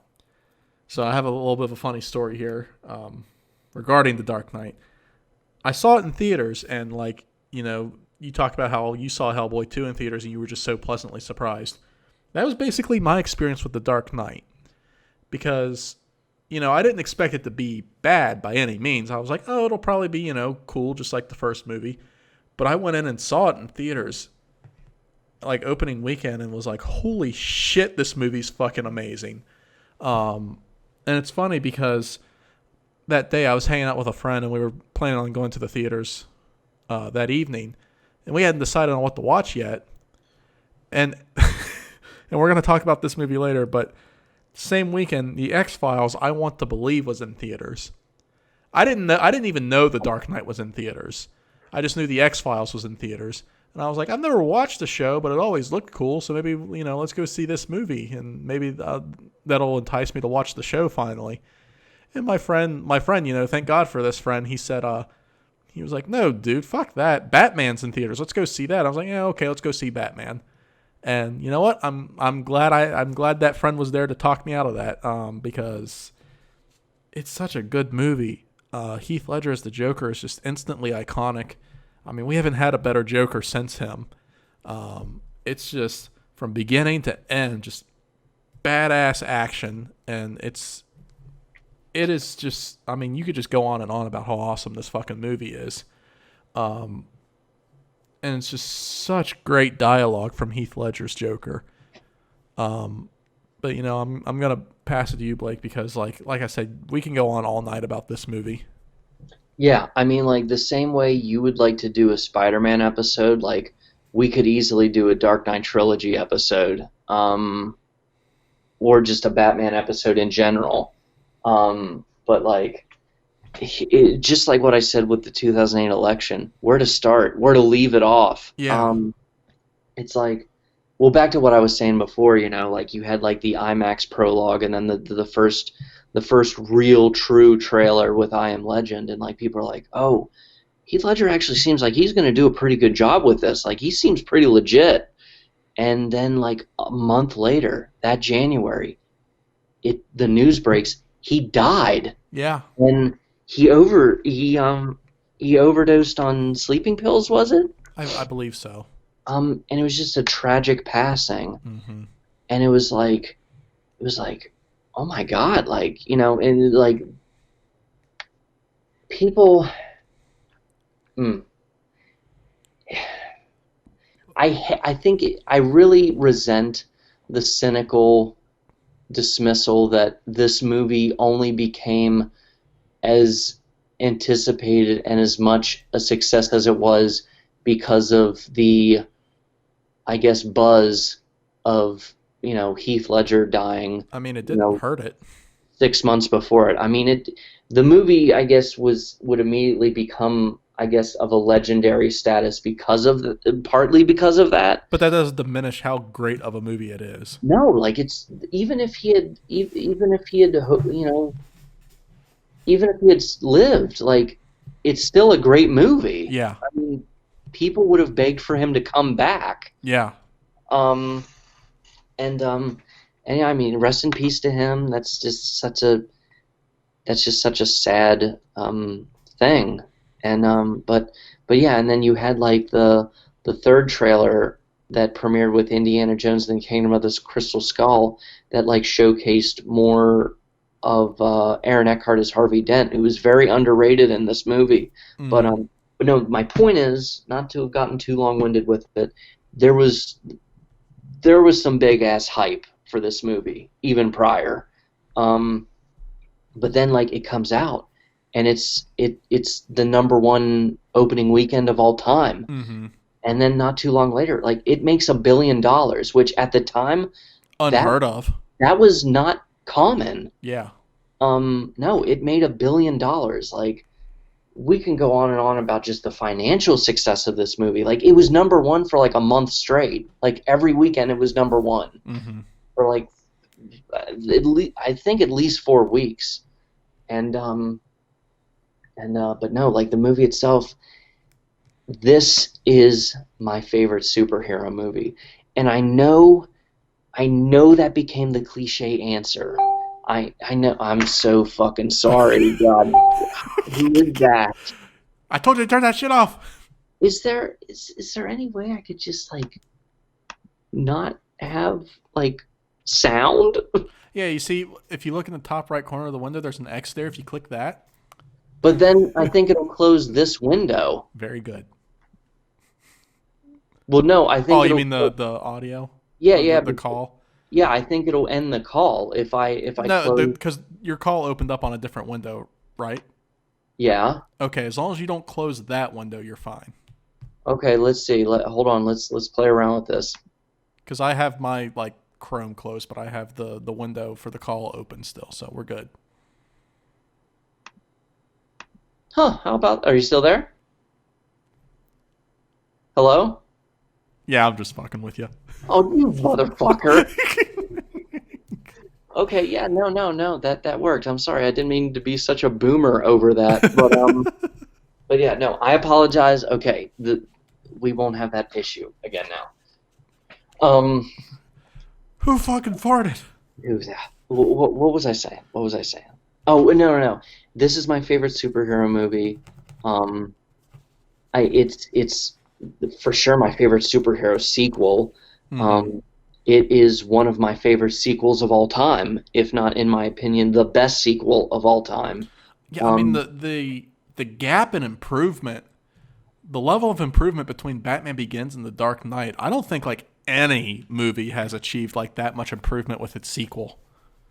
I guess not. And like once again, like you and I go back and forth on this. I still really, really like Batman Begins, I don't but think it's an awful movie. I don't think it's a bad movie. I just think it's an okay movie. I watch it and I'm like, it's cool. It's okay. And then like I watched The Dark Knight and like, holy shit, talk about a fucking glow up. yeah, it can't be denied. Like this really like I mean Batman Begins, kissed you on the cheek. The Dark Knight comes in and it just whips it out. Yeah. um it's and as I was saying, I know that became the hack answer. I know that became the cliche answer to say that this was your favorite. Like, oh, of course you're going to say The Dark Knight. How original of you. Mm-hmm. But like there's a reason why things become cliche. Mm-hmm. There's a reason why things become popular. Something you said this with something else, considering like concerning like with politics and whatnot. Something can still be said about you being able to become mainstream. Yeah. That is an achievement, Yeah. and it's like it shouldn't take a like. The Dark Knight becoming an obvious choice for your favorite superhero movie or sequel or whatever should not take away from how great this movie is. Yeah. It is the Empire Strikes Back of our generation. The great sequel that has like the perfect villain, and that can't be understated. He was the perfect villain, and he took a character that other people had played before him, and people had argued had played great enough before him. Like, oh, we don't need to see the Joker again. Jack Nicholson nailed it anyway. Meh. Uh, In retrospect, Jack Nicholson's Joker's good, but there's definitely some rose-colored lenses on that. He's just doing a PG-13 Cesar Romero. Yeah. Which, I'm sorry, like, I know that's a hot take to be like, oh, okay, the millennials saying Jack Nicholson's not that good. But anyway, no, it was good for the time, but, like, Heath Ledger took it, and he made it his own. Like, yeah. It was risky. Yeah. Because imagine being in that room, been like, okay, this is the voice I'm going to use for my interpretation. There had to have been someone that was like, I don't know about that. Like, what are you doing? Like, why are you making him sound like that? But then, like, it works. Like, it's perfect. Like, he took a chance. He made risk, and like, he did an interpretation, an adaptation that, like, surely someone at some time would have disagreed with, being like, I don't think that's what the Joker should sound like. I don't think that's what his mannerism should be like. Like, he reinvented him. And then, fast forward, you basically have like the Jared Leto version, basically. Oof. A pretentious high school drama student trying to do his own impression of Heath Ledger. Yeah. But once again, God damn it, I'm fast forwarding. You have Maggie Gyllenhaal as Rachel, and she's an improvement. And that is like one of the few flaws of this trilogy, is that you have like the jarring, like, oh, they had to recast somebody. That's just a flaw, just because, like, for the sake of consistency. But she's an improvement. Like, Michael Caine is like a great Alfred. Yeah. And I feel like I felt bad for Christian Bale with this movie, because he totally gets overshadowed in his own fucking movie. Like, he's Batman. Like, he is the Dark Knight. And, like, everyone, went on and on and on about Heath Ledger as the Joker. And like, Christian Bale is a great Batman. And everyone has their own opinion and, I guess, impression of his voice. The like, but like, like, to play devil's advocate, you can make the defense that, like, well, yeah, he's making his voice sound differently. He can't just use his normal voice. But then it was like, the Ben Affleck version was like, okay, perfect. Well, then he uses an electronic voice changer. That makes more sense. Yeah. It's like, okay, well, Christopher Nolan's forehead is only so large. He only has so many brain cells. Like, he can't think of everything. But no, Christian Bale is... Yeah, apparently he can't even think of why his newest movie should keep getting delayed. Fuck. God damn. I have no interest in seeing that, just on principle of, like, dude, like, we're in a pandemic right now. Fuck you. Yeah. But what I want to come to here is, like, Christian Bale's Batman, great. Overshadowed, unfortunately.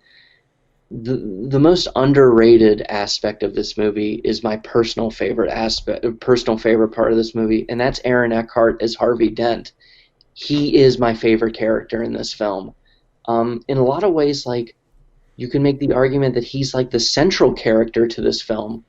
Basically, he is the plot of the movie. It centers around him. Like, he is, Batman represents good, the Joker is evil, and they both influence him. And it's a powerful. It's not just a great superhero movie. It's not just a great comic book movie. It's just a great movie.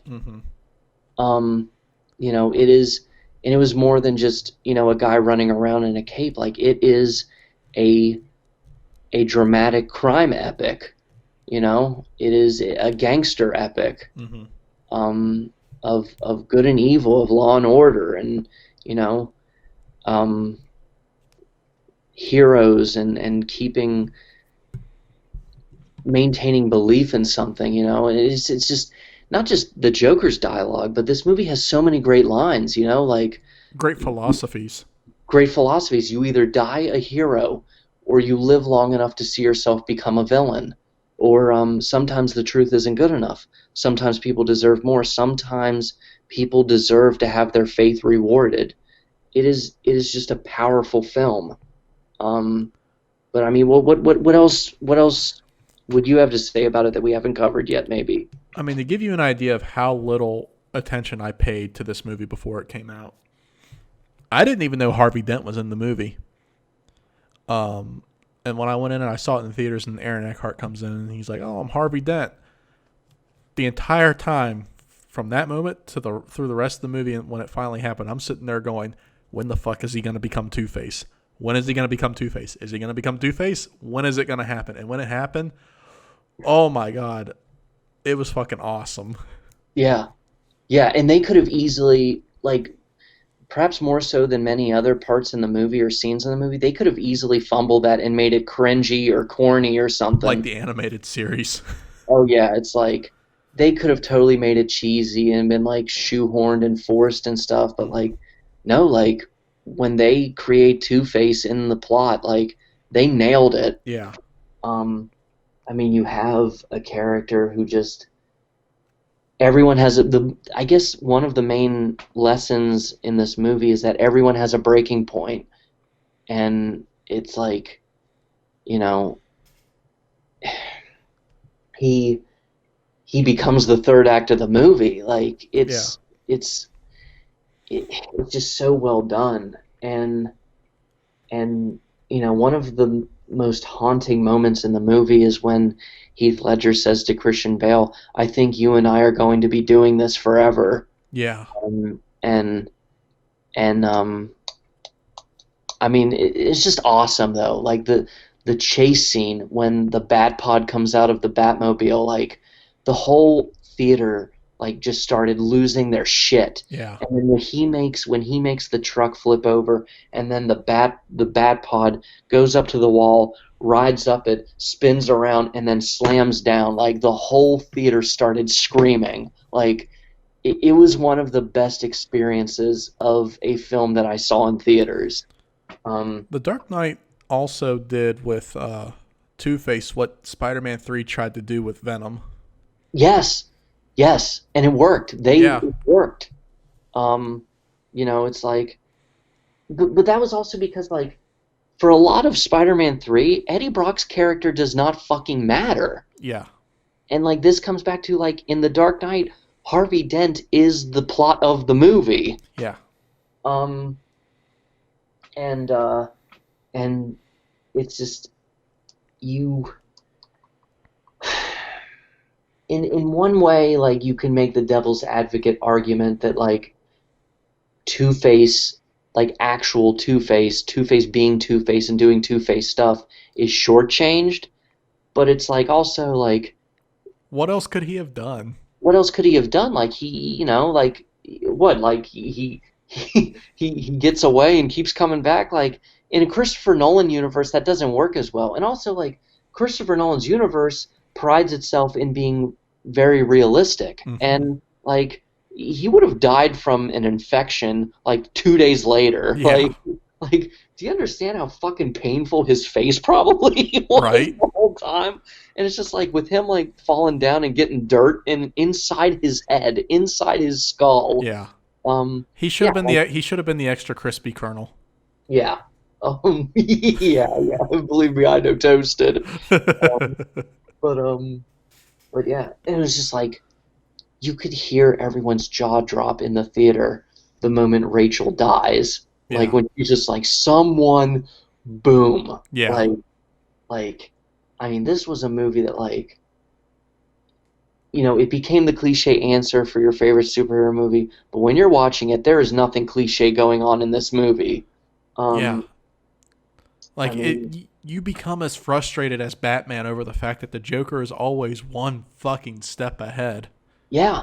And like, no, this movie does a great job of like getting you emotionally invested Mm-hmm. because, like, again, when Batman launches out of the tumbler in the Batpod, like, and is playing the music, and like it gets your blood going. Like, you want to catch the Joker just as much as Batman. Mm-hmm. And then like when you just see that like Harvey Dent's in the hospital bed in pain, and then like when the Joker like you know basically creates Two-Face in that hospital room, like you're like, holy shit, like what's gonna happen next? Like Mm-hmm. what is going on here? And then people really forget about like I feel like people don't really talk about, you know, the the part of the third act here where like the Joker almost gets two boats to blow each other up. Yeah. What would be a very corny thing in like another movie, like it's fucked up here. Like he's trying to prove that people are terrible no matter what. And like of all of all of all people, the convict on one boat is the one who's the bigger man. Yeah. It's just it is a saga of moral conundrums. Like it is a masterpiece. It has yet to be outdone. Yeah. Um, and that's, I mean, once again, I can gush on this movie all night. But for the sake of not going in circles here at one point or another, or just being too long-winded, I'll take a step back unless you have any final thoughts. Nope. I think we got our piece in. So next movie, Step Brothers. Great follow up, right? Yeah. It was funny. I think it came out like a week and a half or 2 weeks later too. Right? Oh man, like you get this super serious like cinematic masterpiece and it's like, you know what, let's go watch like fucking Will Ferrell and John C. Reilly be overgrown children. Yes. I mean, in my opinion, this is probably the last like decent movie that Will Ferrell made. Um Have I you mean seen the other guys? no. Okay, you okay. I'll just once again, you should see the other guys sometime. Okay. I mean Step Brothers is just like every like couple years I have to watch this movie again just because it's fucking funny. Like even though yes, like the suspension of disbelief is just like non-existent because it's like nobody fucking acts like this in real life. Yeah. Um, but like goddamn, it's so fucking funny. So many Yeah. quotes like, uh, I left money for pizza. No pay per view. Dad, what if I want Wayne's? You don't need Wayne's. Dad, that's not enough money. Dad, that's not enough. Why are you all sweaty? Watching Cops. You're a fucking liar because I know Cops doesn't come on until 4. I teabagged your drum set. That makes your that makes your drum set a whore. Nuh-uh, that's a boy drum set, so that makes you gay. No, it's like yeah, but then yeah, it's the what after that. He's like, yeah, well, my drum set's a guy, so that makes you gay, you fuck. This is little stuff, like little, like he could just settle on, so that makes you gay. He had to add, so that makes you gay, you fuck. Brennan, you shouted rape in the middle of the yard. I thought he was going to rape me. At one point, he looked me dead in the eye and said, let's get it on. That was about the fighting. I am so not a raper. uh, it's just a funny fucking movie. Yeah, I mean, John C. Reilly and Will Ferrell are, I guess for a while there, they were trying to be like the modern day Abbott and Costello. yeah, I mean, John C. Reilly is definitely the better part of that half. yeah. But oh my god, this movie like just fucking funny from beginning to end. I remember the first time I saw it, I was in tears. I had to pause the movie several times just because I was laughing too fucking hard. Hmm. What do you guys say? So I was away for the weekend um, when this came out. I did not see this with any of my guy friends, but I really didn't want to miss out. I wanted to see it. I saw this in theaters with my mom. Oh no. So just imagine sitting next to Mariah Oh when, my god. when Will Ferrell whips his nutsack out and slams it on a drum set. And you know what though? Like my mom is such a good sport. She has a great sense of humor. She laughed the whole time. Like she had to like get her roast in as always, but like in the beginning when he's like, "Dad, what about my wings? You don't need wings." "Dad, that's not enough." She looked over at me in the middle of the theater and said, "Oh my God, that's you."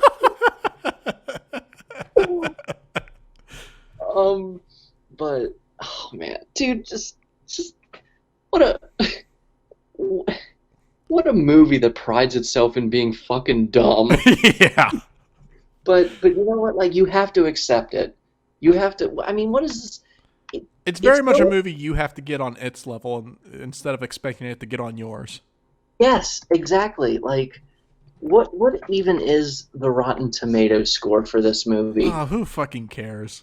Well, no. Amen, amen. I second that. Yeah, it is rotten at 55%. Like, how do you walk out of this movie and go, "Oh man, I'm really gonna give this one a bad review"? Like, what is wrong with you? Um, You got what you got what it said it was going to give you.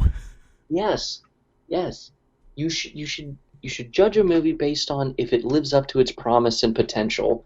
Like, Yeah, like if you walk into this expecting the next Citizen Kane, then you are the problem. yes, like it's called Step Brothers. It's about 40-year-old men who used to work at PetSmart, then they wear, you know, the novelty T-shirts that you can find in Walmart and Target, Yeah. and you know, and I'm talking like Mountain Dew T-shirts and I mean this movie. Oh my God, this movie reeks of the year it came out so bad. Like Yeah. it is a product of its own time from head to toe, and it's like, at what point do you walk into that movie being like, "I'm gonna see Macbeth"? Yeah. um, but yeah, I mean, it's just You're going to get down on the ground right now and you're going to eat that white dog shit. um, my buddy Sean and I have Did he make you a, eat white dog shit? no, have a gripe with this movie, and it is at the end, and this is my favorite part of the movie when they're at the fucking Catalina wine mixer, Mhm. and they get the Billy Joel cover band Uptown Girl to play, Mhm. and and they're like, "Oh yeah, we are Uptown Girl. We're an '80s Billy Joel cover band." And it's like, "Oh, play this or that." He's like, "No, what did I just say, man? We only do '80s Joel." And it's like, "Okay, yeah, that this is gonna be funny."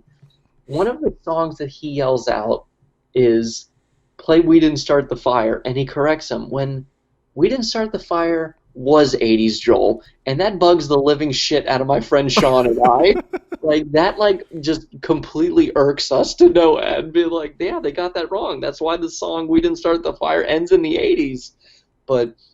But then it ends with my favorite, probably my personal favorite line in the whole movie, and it's not even said by one of the main characters. It's just said by the lead singer.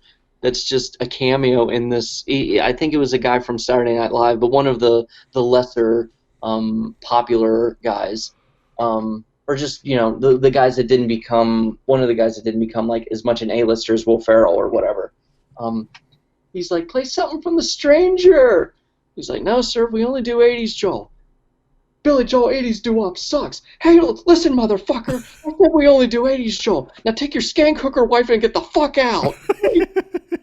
He couldn't just say take your slutty wife. He couldn't say take your skank wife, take your hooker wife. He had to say take your skank hooker wife. Like, if you watch this movie and you don't get a serious case of the gigs, like you have a problem. Yeah. I mean, this movie is just one giant giggle. Yeah. I mean, oh, fuck. like dog shit. I mean, You oh, know what'll Brendan, make I broke my elbow. You know what'll make that feel better? What? If you lick my butthole.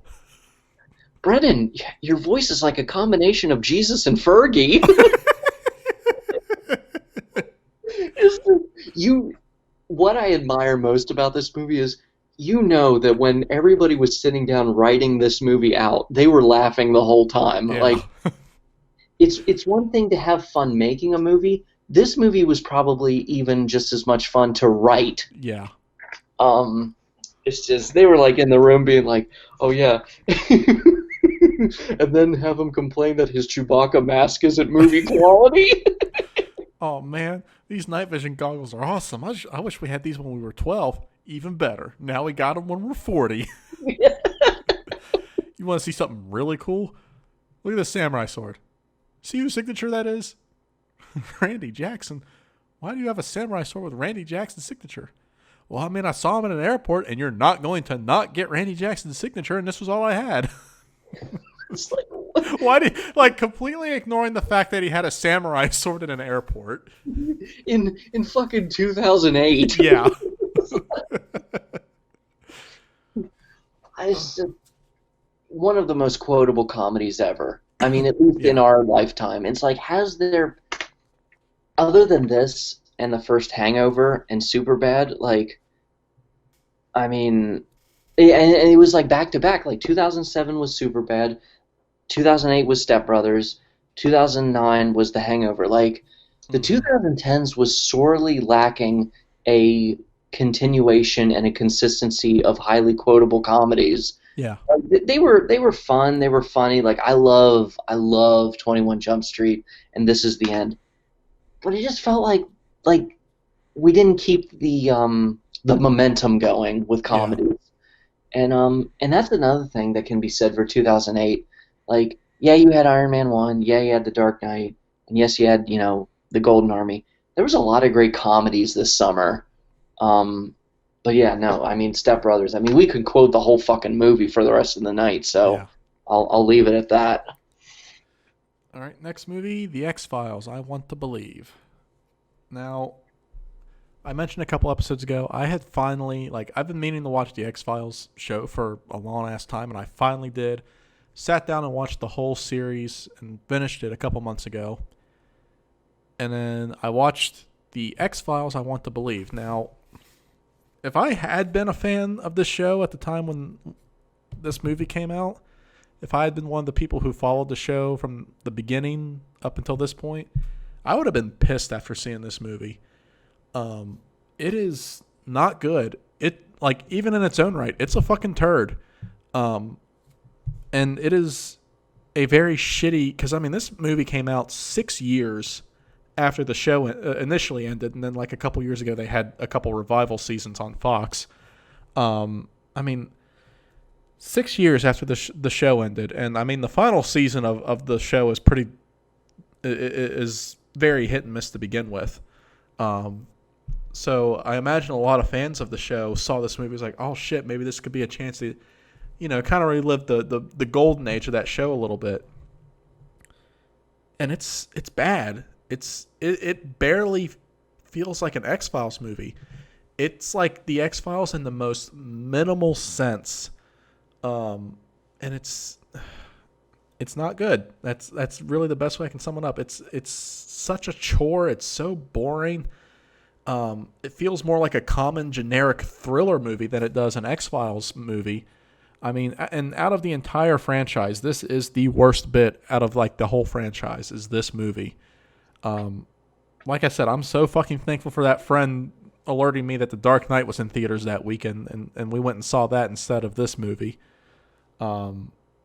Blake, I know you haven't seen this movie, so I mean, I don't know if you have anything to say about it or anything.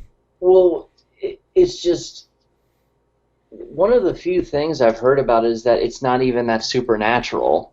No, Which is like, well, then defeats the point.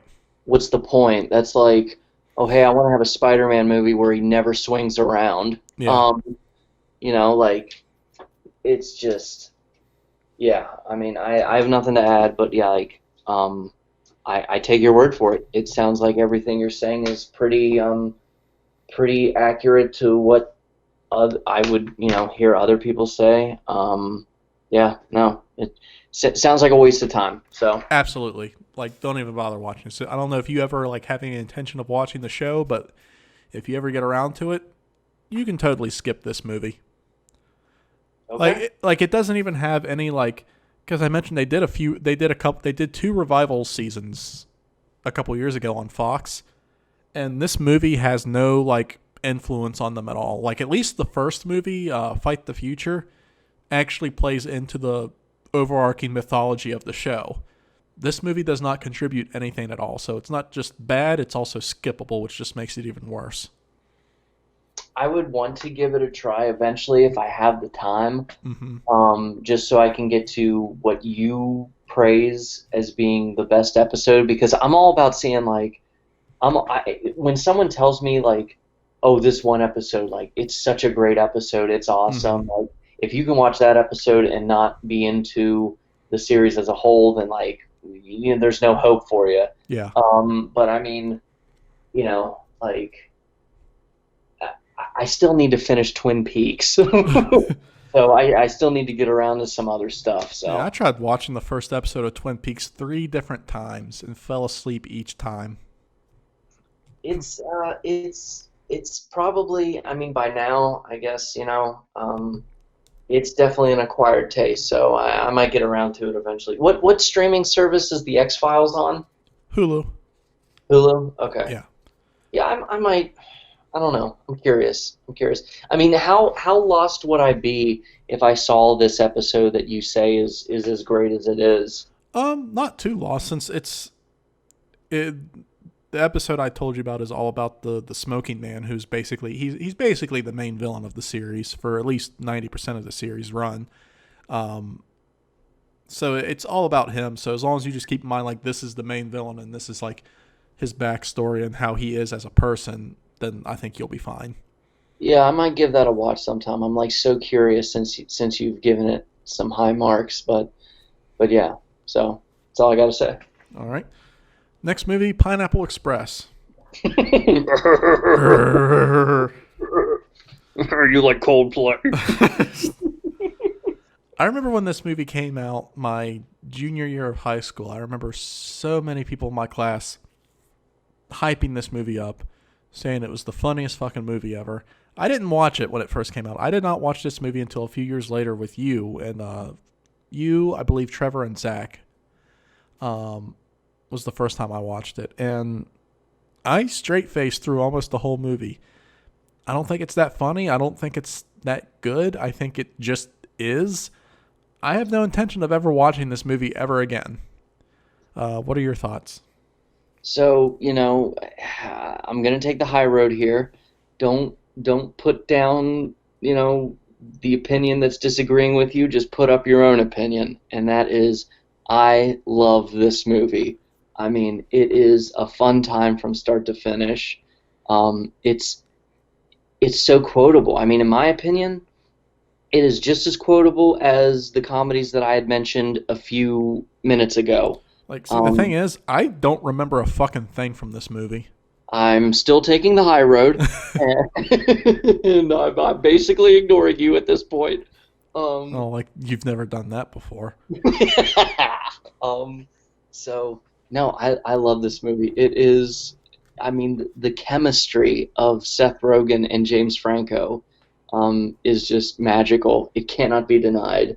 And you know what? Like, I guess like each friendship can have like a certain um, some movies that like embody. Wait, what the fuck am I trying to say here? Each friendship you have with certain people, like you can have like, oh, that's my movie with him, that's my movie with them. Like Trevor and I, like one of our movies is Prisoners. Like he and I like bond over how much we love that movie. Um, with Michael and I guess it's like the Dark Knight trilogy and some other stuff. Like this movie right here, Pineapple Express. This is one of the movies that Kogel and I bond over. Um, if Kogel and I like if there were to be some elaborate scenario where Kogel and I have to stay in the same house for a period of time, and we're in quarantine, and we're able to watch like what any movie we want. Like this is going to be one of the movies we pick, because he and I quote this movie from start to finish. I mean, you have like Seth Rogen throwing up and being like, "Chicken fries," and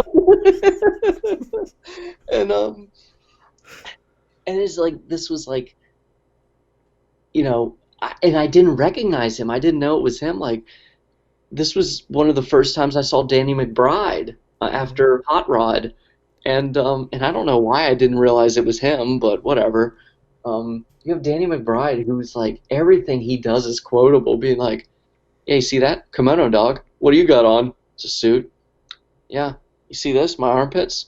They're shaved. It makes me aerodynamic when I fight." Like, what? Um, it's just, oh man, there's too many to dig from that now they're all escaping me for some weird random reason. But no, man, like this, and for a while, like back when after it came out, I remember this movie came out. I specifically remember this movie came out in August of '08. And I was like, oh man, I can't wait to get this on DVD and just watch it over and over again. I'm like, oh man, I can't wait to get it for the holidays, like I'll just ask for that for Christmas. That'll be one of my Christmas gifts. And it didn't come out on DVD until January after Christmas. And I'm like, wow.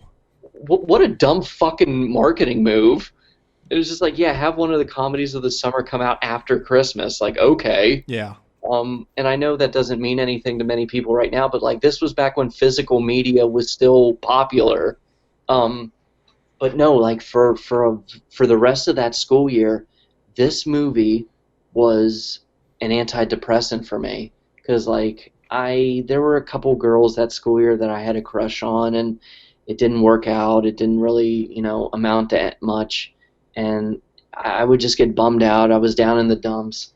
And I was like, man, I just need to take my mind off this. And I would put this movie in, and it helped so much. And again, like Kogel and I, like when we sit down, like we're able to go through this movie so much. And because of that, like this is one of my movies with him. I have a special place in my heart for it. It is one of my favorite Seth Rogen movies. I think I like it at least just as much as Superbad, and I will leave it at that. High praise. Well, let's move on to our next movie, Tropic Thunder. I really need to go back and watch this movie because I have only seen it once, and it was with you guys. And I mean, it's a funny fucking movie, with like a cast who's like you wouldn't necessarily expect this cast to have the dynamic that they do in this movie. And also we gotta address like the elephant in the room with this movie, Robert Downey Jr. in this movie playing a black man, or playing a guy who is playing a black man.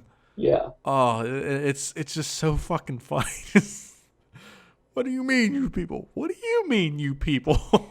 It can't be forgotten. You have to remember that the entire point of his character is that he is roasting white actors who think they can play anything. Yes. Yeah. Yeah. He is roasting pretentious method actors. Yeah.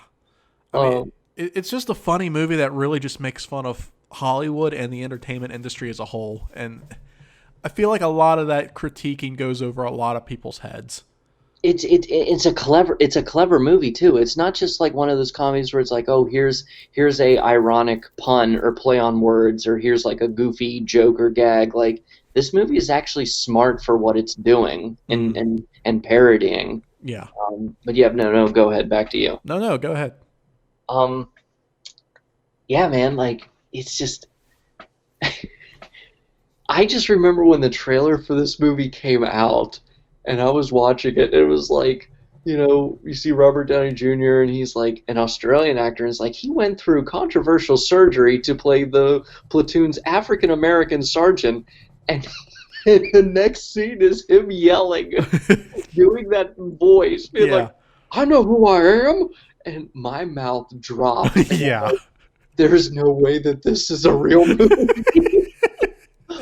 like this is like some they're pranking me again. They took the narrated season of The Simpsons off the air, and now they're doing this to me. Like, I wish I could have been in the room when Robert Downey Jr. got that script. I wish I could have. I wish they could have been filming everyone else on set, both the cast and crew, their reaction to him when he first walked out and started talking, and like he. He even changes the way he moves and walks. Yeah. He can't just turn his neck. He has to turn his whole body. And like the one character in the movie, the actual African American actor in the movie, Brandon T. Jackson, I believe was his name, and he was actually funny, and it's like he kind of faded out, I feel like. You know, I haven't seen him in a while, but I liked him. But I mean, he was such a great sport with this movie. Like, he was saying like, "Oh yeah, Robert Downey Jr., he really got into character. He was showing up late and everything." It's just like this whole movie could not have come out today. Yeah. like, oh man, this movie was really just a movie that existed for the sole purpose of roasting anything and everyone, and like, including itself. I think with cancel culture, I mean, it's a very touchy subject, and everyone has a right to be sensitive over it. It's, you know, and I think the whole, I guess the scene, the atmosphere that we're now in, like, it is. Everyone has a right to be heard. Everyone's trying to voice an opinion, a point of view. They're trying to finally express a grievance, and it's like what, you know, one of our friends said, like, cancel culture can be a good thing to a certain point. Yeah. But I mean, like, what would have happened if this movie came out today? I mean, Oof. I don't know, but it's like, it's so weird because in some ways, you know, things have gotten more lenient, and then in other ways it's like, okay, we can't joke about that anymore. Yeah. But then, like, to be fair, like, a lot of the stuff that we shouldn't joke about anymore, it's like, yeah, no, that's fair. That's overdue that we stop doing that. I don't know, but yeah, no, I'm not to get all deep and heavy and stuff, but no, I mean, and just not just Robert Downey Jr. The rest of this movie is so genius. You have like one of the best roles Ben Stiller has ever done, and he wrote and directed the movie. Yeah.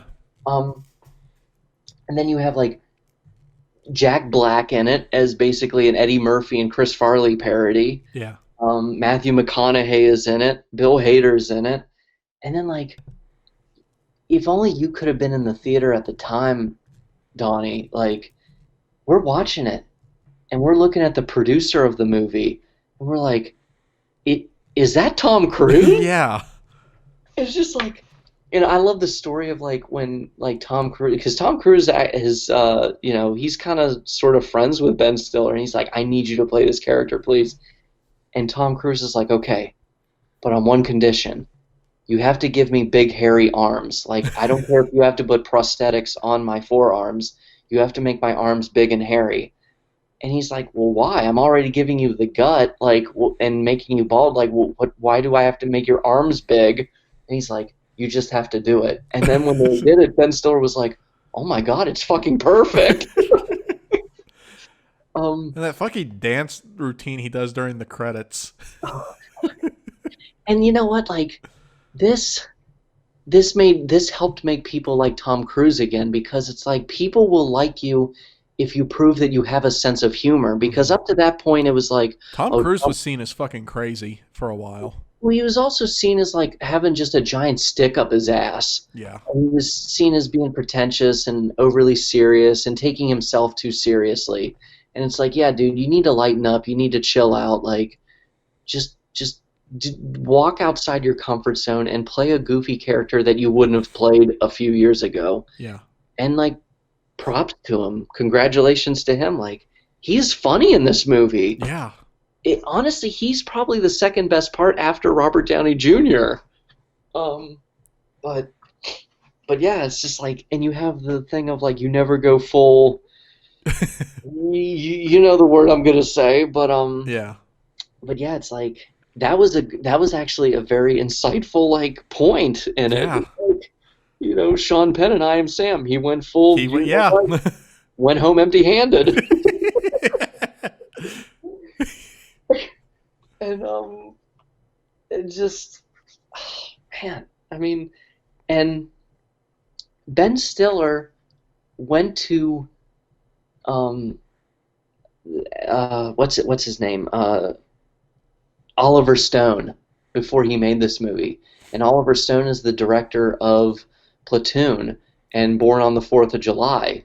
And the opening scene of this movie is a parody of Platoon. And it's just like, and if you don't know about Platoon, it's kind of sort of semi autobiographical with Oliver Stone. Like it's been said to have been about his own time spent in Vietnam. Mm-hmm. Just imagine, like, Ben Stiller went to him and was like, I want to make this movie that's just like a Vietnam War comedy. And Oliver Stone said, oh my God, that sounds awesome. You should totally do it. And he's like, holy shit. The one guy you would have thought who would have been super offended by it was like, oh yeah, fuck it. Do it.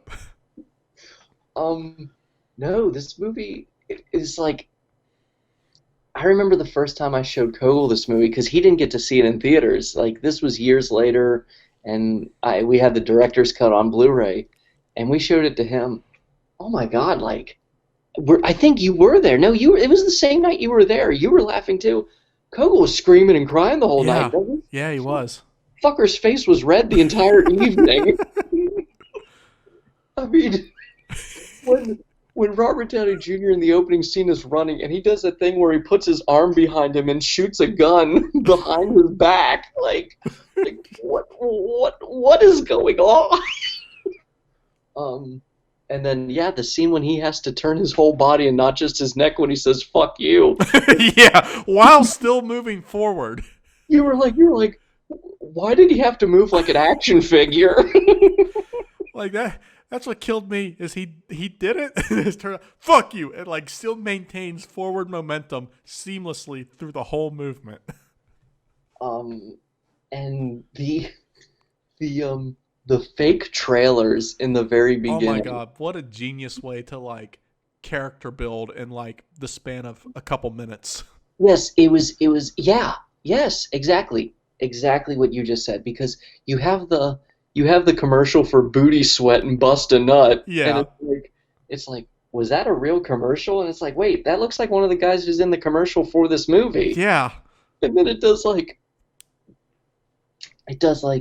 the action Scorcher, the action movie Scorcher, and it's like, and then he came back and it's like roasting how like, there's so many Terminators, or there's so many like Rambos or whatever. It's like, then the guy who came back 4 more times had to come back 1 more time. Yeah. And then you had the Fatties Fart too, where it's like the clumps, really. Yeah. And then the best one of them all was the gay priest. the independent Oscar bait movie, the art house film. And it was like the Beijing Crying Monkey Leaf Award. And it was like, like Tobey Maguire is the other priest. And they just blow out the candle and it's like, oh, you've been a dirty, dirty boy, father. I mean, this movie is just so genius. I love it. I mean, and again, like, it definitely pushes the envelope, but I think it makes a point in pushing the envelope. Yeah. And I don't mean to say that in a douchebag Joe Rogan sort of way. I mean that in a genuine, parody is still a art form. And yeah, I mean, I'm glad this movie exists, so I'll leave it at that. All right, let's move on to our next movie. You talked about, certain friendships and relationships being like, this is our movie. I feel like this is the movie for you and I. Sex Drive. Yes. Such a criminally underrated movie. Oh my god! I mean, you and I remember the first time one of us, I forget which one did it, but one of us quoted a line from this movie, and I remember we just kind of looked at each other like, "Oh my god, somebody else has seen this movie." Yeah. um, it's And just to add to that real quick, like I also share this movie in a way with Andrew. And like he and I saw it opening weekend on a Friday night, and we were like two of the only 8 people in the theater. yeah, Criminally underrated, yeah. I think it was overlooked. yeah that too. I mean, I think it was me who quoted it first because I think I like made it. I think I said something like, "You want a can of purple" or something like that, Yeah. and you just started giggling. And I was just so happy that you knew what I meant. Because I just immediately, well, this is kind of fucked up, but I just immediately thought of that old dude's ball sack hanging out of his shorts. You want a can of purple? If you want a can of purple, there's plenty in the fridge. Oh, how about that? It actually says purple. And then it's like, no, man, she ain't worth it. She'll just Shit shit all on over you. you. You ever have a peppermint fatty? No. Oh man, it smells like Halloween. Yeah, no, that was great. He just, It just pisses when all over the window. when he says that, you know exactly what type of smell he's talking about. Yeah. And it's just like, oh, it smells like Halloween. I fucking love James Marsters as the older brother in this movie. Like, fucking out of nowhere too, like, role for him. James Marsters is also criminally underrated. Yeah. But yeah, he's like, Man, Ian, take that off. You look like a Mexican butthole. and it's just like, you, you, you were, I forget how old he says. It's like you are, this old, and you still You're have 18. You've never had a girlfriend. I'm pretty sure that's how you end up gay. Well, actually, that's not how you end up gay, and I am talking to someone. Where did you meet her? Online? Dude, don't you ever watch Dateline? She's probably a guy. Oh man, it's such a fucking funny movie. Seth Green as the really like fucking sarcastic Amish dude. Computer? Oh man, I'm just fucking with you. I know all about technology. What do you miss the most? I miss sarcasm. Yeah, sarcasm's lost on most people. Oh no, man. Yeah, man, we're cool. I love fixing people's shit for free. And then like the two younger boys who, are all talk and bitch out like, hey, you Yeah. want to party? Yeah. Everybody went to school with those two guys. Oh my god, yeah. Uh, but I love in the beginning when he's walking around the mall passing out flyers for that place he works at, dressed in the donut costume, and they just some kids just like super glue a fucking giant fucking dildo to the front of them. mm, Oh man, it's funny. The first time I saw this movie was after it came out on DVD, and I saw it with my parents. They randomly rented it. And like they were just watching it. I just happened to be in the living room. I was like, yeah, whatever, I'll watch it. And like just that beginning when he's working at the mall and they just put that fucking dildo on his donut costume. I was in fucking tears. I'm like, all right, I need to see the rest of this movie and see where it goes. yeah. But yeah, it's just a fucking funny movie. Do you have you watched it again recently? I own it. So you're probably not sure what it's streaming on right now. I believe it is streaming on Netflix. I know it's streaming on something. I want to say either Netflix or Hulu, but no, I've seen it recently. It looks like it is on Netflix. You know what? I'm going to make a point to watch it sometime because, oh yeah, and like the main character of this movie, whatever happened to that actor as well? Right. It's just, man. I mean, Yeah, it's just a funny movie. I love at the end when the older brother finally like comes out as gay, hmm and that's why he's been like such a fucking homophobic dick all these years. hmm I just love like they're at Thanksgiving dinner and it's like, yeah, Dad didn't take it too well, and their dad just like flips the fucking table. But by Yeah, Christmas, he warmed up to the idea. yeah. Um, That's all it took for him to get over homophobia, just like a month and some change. and that's all it, and that's like the max of what it should allow a boomer parent. Yeah. But you know, and then I like the friendship and then relationship of his best friend who's a girl in this movie. Hmm. It's a very relatable movie because really, like, I think we could all relate to this. It gets to a point where he's just tired of hearing about it, you know? He's like, Yeah. I'm tired of everyone telling me what I should have done by now. Yeah. Or, it's just like ultimately it comes down to like if you have a friend who, isn't what it really comes down to is like if you're really someone's friend, you need to mind your own fucking business with some shit. Yeah, that too. And that's just like I don't know. People are shitty, you Yeah. know.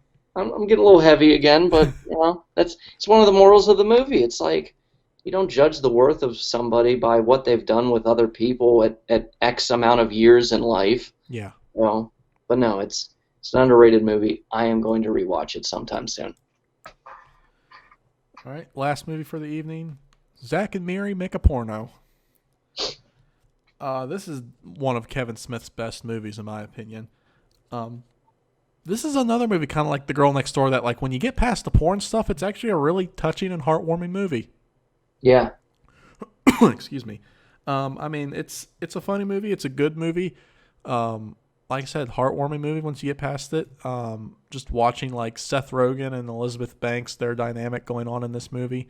This is another movie I really need to go back and rewatch because I haven't watched it in a long ass time. But like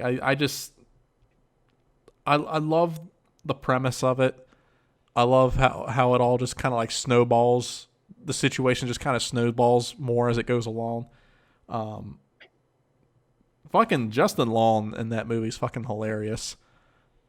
That scene at the high school reunion. His boyfriend is Brandon Ralph. Yeah. Is that your friend over there? The one dressed like Hannah Montana? Yeah, in LA we call that Nickelodeon chic. Yeah. Oh, I'm not offended because you're not my demographic. Oh, well, what's your demographic? Do you...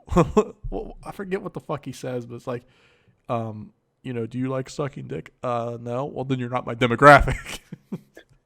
Craig Robinson in this movie is Yeah. my favorite. Just like, I want a coffee, black. I'm in the middle of a conversation, white. Yeah. I think this was my first like exposure to him, and he's fucking funny in everything he does. Oh, you want to have me working Black Friday? Yeah. Just wait until my lawsuit with the Postal Service goes through. I'm gonna be Oprah rich, and I'm gonna be out of this bitch. I'm sick of you, ebony and ivory motherfuckers. I tell you. And then it's just I guess the only, in one way, in hindsight, it is nice that this movie just stands on its own instead of just being, like, instead of shoehorning in Jay and Silent Bob. Yeah. And you have Jason Mewes in the movie who's just, I mean, he's basically himself all over again anyway. Yeah. But Plus, I'm glad I got to see his fucking dick. I totally didn't know I could go the rest of my life without seeing that.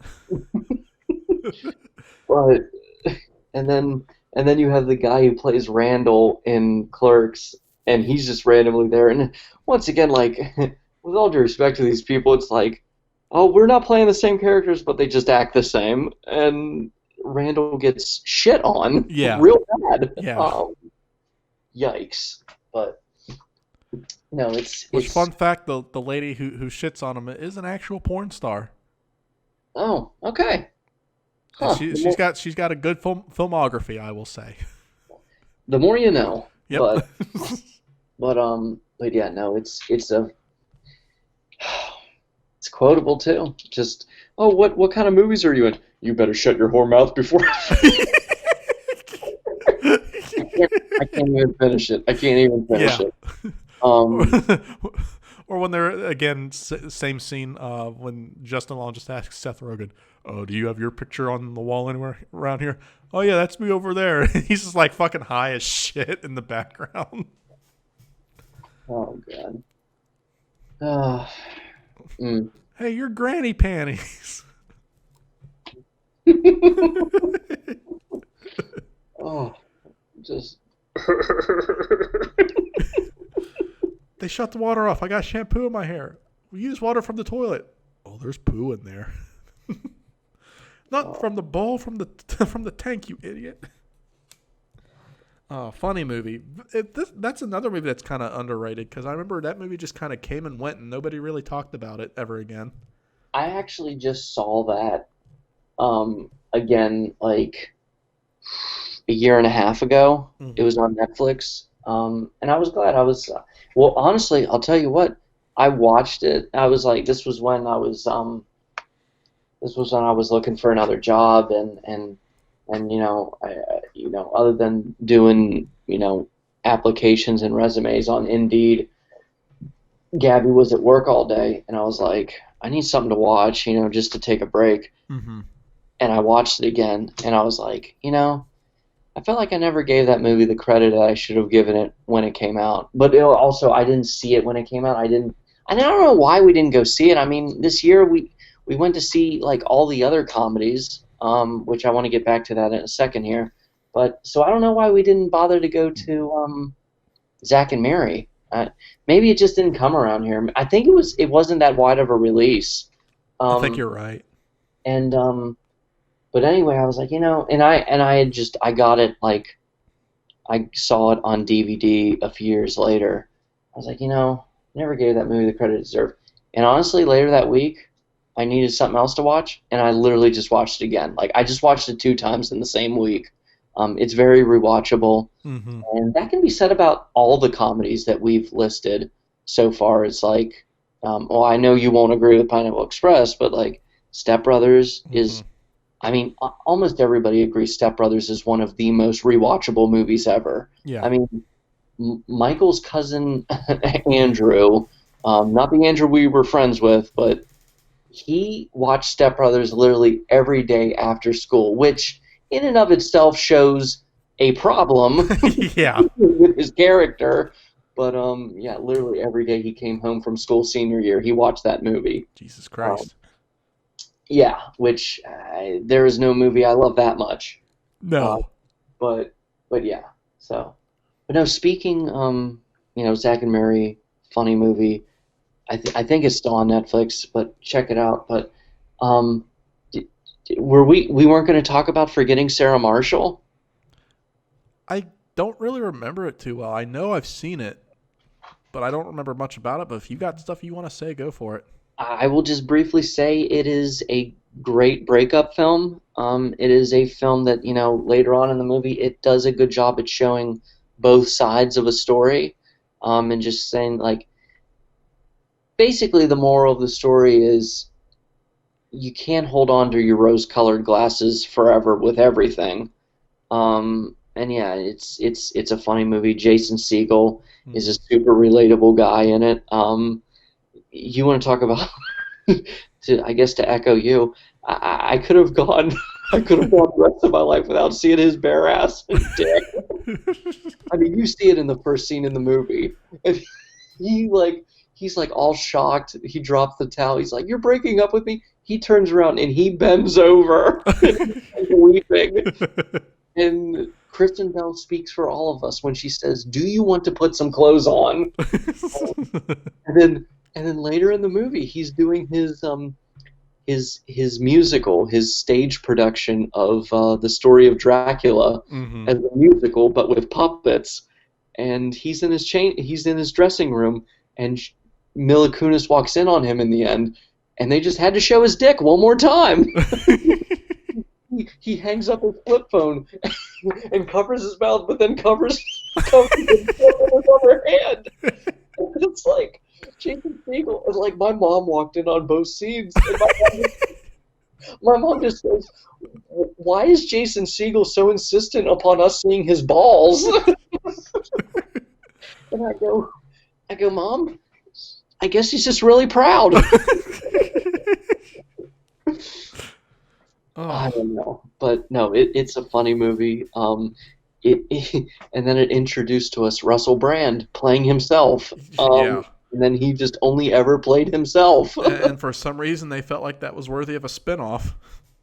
Yeah, like of all, it's like we get him to the Greek, but we never got an actual Pineapple Express 2. Which don't react to that. I don't need to hear your reaction to that proposal, but like whatever.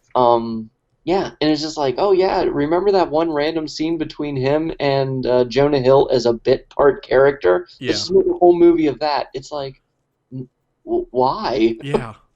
Um, but no, Forgetting Sarah Marshall is a funny movie.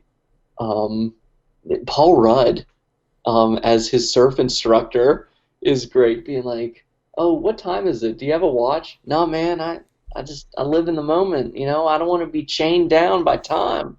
Plus, I have the time on my phone." And Jason Segel goes, "Oh, so it's basically the same thing."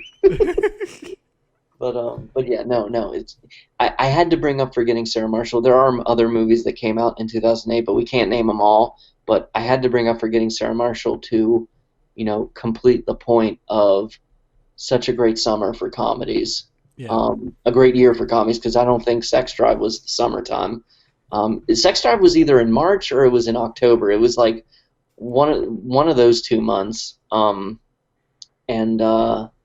And yeah, and you never saw Burn After Reading, right? No.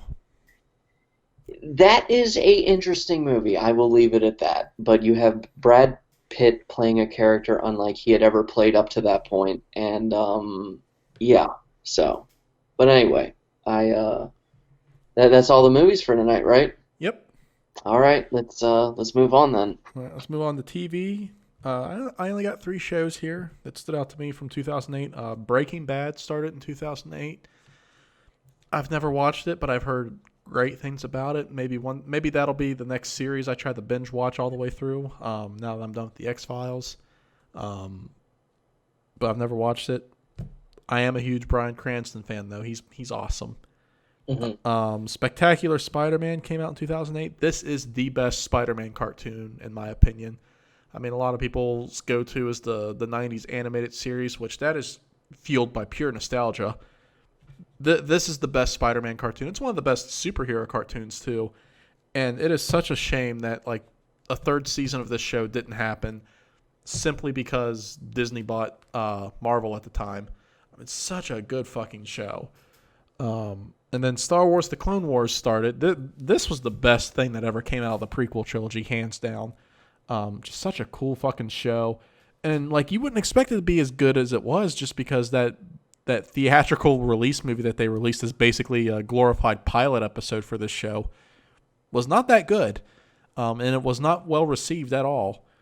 But this show overall was just really great. It was basically what everyone wanted out of the prequel movies but did not get.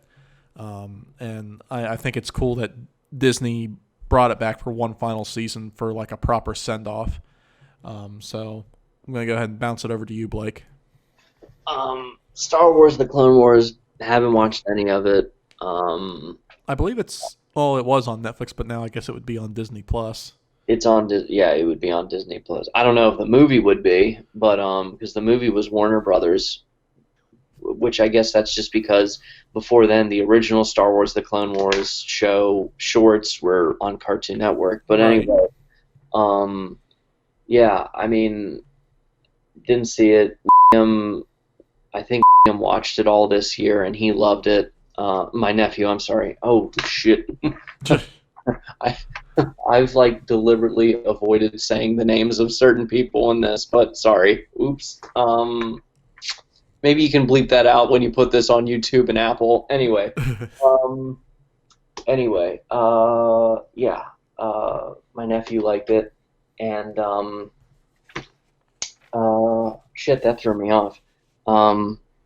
Oh, I don't know. Yeah, I mean, time will tell if my daughter ends up being, interested in Star Wars. So I guess in several years, if she wants to watch it, I might check it out with her.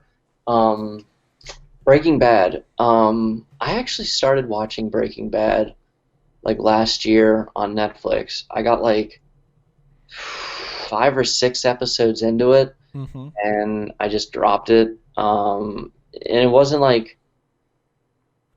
I can't explain why. I just I was watching it one week, and then I guess like I just oh no, maybe I think no, I think my daughter was born. So yeah, no, that I think that was the week beforehand. So yeah, so I was um I was obviously I was a little busy for the rest of the summer with that, and then I just never picked it back up.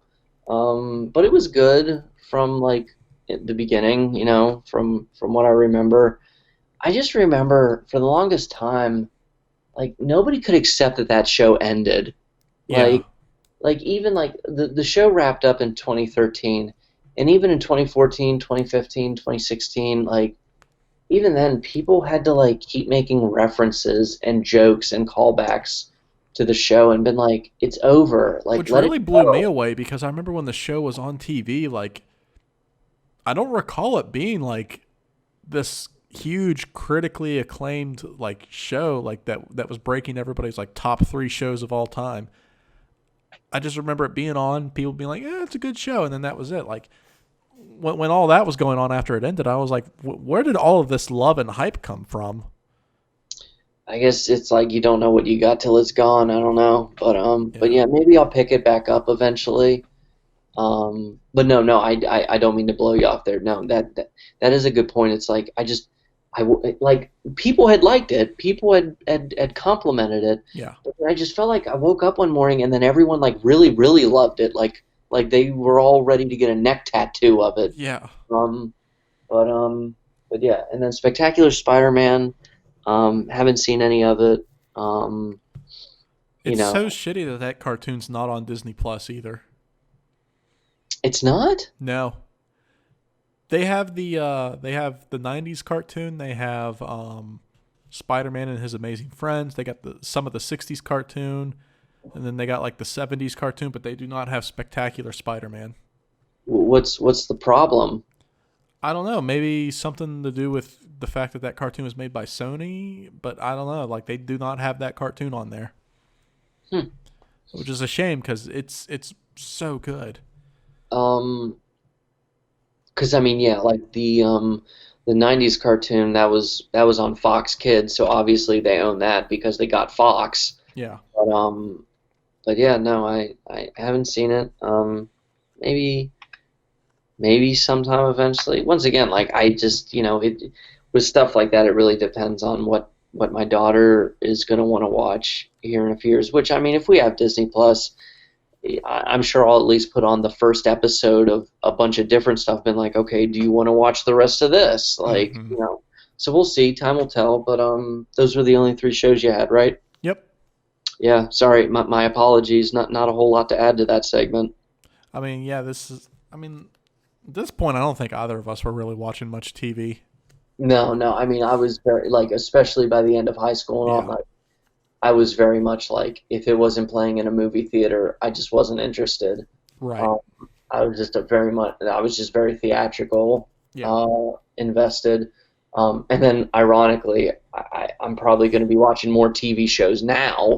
Yeah. But yeah, so All right, well then let's go on to music. This is where you come in, so I'm going to go ahead and give you the reins, Blake. yes, I will just fire off some stuff. So oh, we had "Womanizer" by Britney Spears, "I Kissed a Girl" by Katy Perry, "Lovin' This Club" by Usher, Ursher. Usher, Oh uh, my gosh, Ursher. "Low" by Flow Rider, or as I knew it for the longest time, "Apple Bottom Jeans Boots with the Fur." Um, but yeah, and then mm, uh, "Hot and Cold" by Katy Perry. I guess that was just the year of her first album. Yeah, But Katy Perry really like this was the year where she really like blew up and became a household name. this was definitely the start of it. And then in 2011, when she came out with "Teenage Dream," that like Yeah. that like really like went supernova. But yeah, so we have Leavin' by Jesse McCartney, Touch My Body by Mariah Carey, which that's a bop. And then so yeah, Single Ladies by Beyonce. Wow, If I feel like that song, for some reason I thought that song came out way later. um maybe it kind of sounds a little right. But yeah, I mean like everybody loved that song. Yeah. I mean, it's just everybody danced to it in the club. Yeah. Um, Yeah, because we were hitting all the clubs in yeah, we hit another 2008. club. I can't believe I am so fucking embarrassed that I just said that sentence. I am so, I am so angry at myself that I just allowed myself to talk like that. I want to quit right now and go to bed. Gotta Be Somebody by Nickelback, which was them trying to be like oddly uplifting and inspirational. And then Use Somebody by Kings of Leon, which that was on the radio every day, like every hour. A Punk by Vampire Weekend. There's a band that really like faded out, which Yeah. I knew some kids who were like really into them, and then I just never heard of them again. Um, and then Just Dance by Lady Gaga. So that is music in 2008. Anything you would like to add, Donnie? Yeah, like during this time I paid like next to no attention to mainstream music at the time. Um, by this time my musical identity was basically formed by Guns N' Roses, Aerosmith, Nirvana, Queen, bands that had already been out for 15 to 20 years or more. Um, so when it came to a lot of mainstream stuff, I just wasn't listening to it. Yeah, And the stuff I did listen to, I just didn't really care for. But that being said, like you listed off a lot of these songs. I'm like, yeah, okay, I remember that song. I remember that song. I remember that song.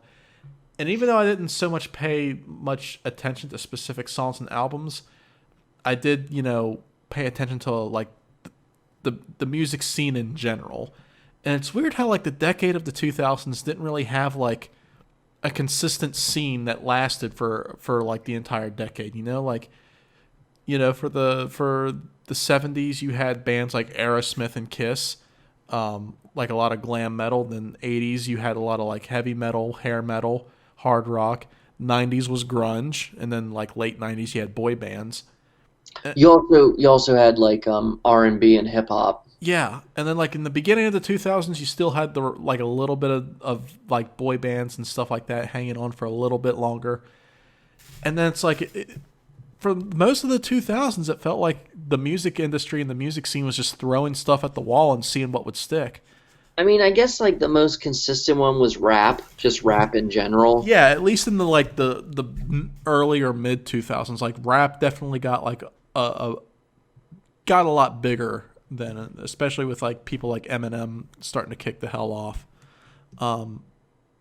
And then like the emo scene like was really like, when you look at it, the emo scene was really only a thing for like a couple years. Like by this point it was pretty much dead.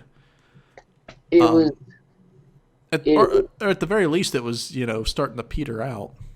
yeah, or at least at the very least, I guess everyone who is everyone who is already introduced had already been introduced. Yeah. The main like there wasn't like at in 2009 and 2010 and 2011 they weren't really introducing many new ones. Yeah. It's like okay, like in 2005 it's like okay, it's Fall Out Boy and Panic at the Disco and My Chemical Romance, and then a few years later it's like okay, who are the big emo bands now? It's Fall Out Boy, My Chemical Yeah. Romance, and Panic at the Disco. Like it just after a few years it was like okay, everyone who's going to be here has already been introduced. Yeah, like um, by the time South Park did that episode that made fun of like the emo and goth kids and the vampire kids, like by that point the scene was like that scene was pretty much dead. Um, I just remember like when I started high school, that was like the big thing as far as music went, and then by the time I got out of high school, it wasn't really talked about anymore. But I think by this point is when like we finally started getting a consistent scene with like a lot more poppy music. Yeah. like Katy Perry and Beyonce and stuff like that. And then Um, and a couple years later, we'd be introduced to Justin Bieber. oof. Um, but yeah, I feel like around this time is when we started getting a consistent scene that was going to hang on for a while, because I feel like that this kind of poppy, music definitely held on for a while into the 2010s. Yeah. But Yeah. outside of that, I don't have anything else to add for music. Um, for me, just the point that I've said before, where like, the and I think was this one moment actually. You have one moment. Use it wisely. Use it wisely. Yes, so 2008 was the release of the second Panic at the Disco album, Pretty Odd, which had the song Nine in the Afternoon on it. Um, That's like the only song from them that I know, and that's only because it was on Rock Band.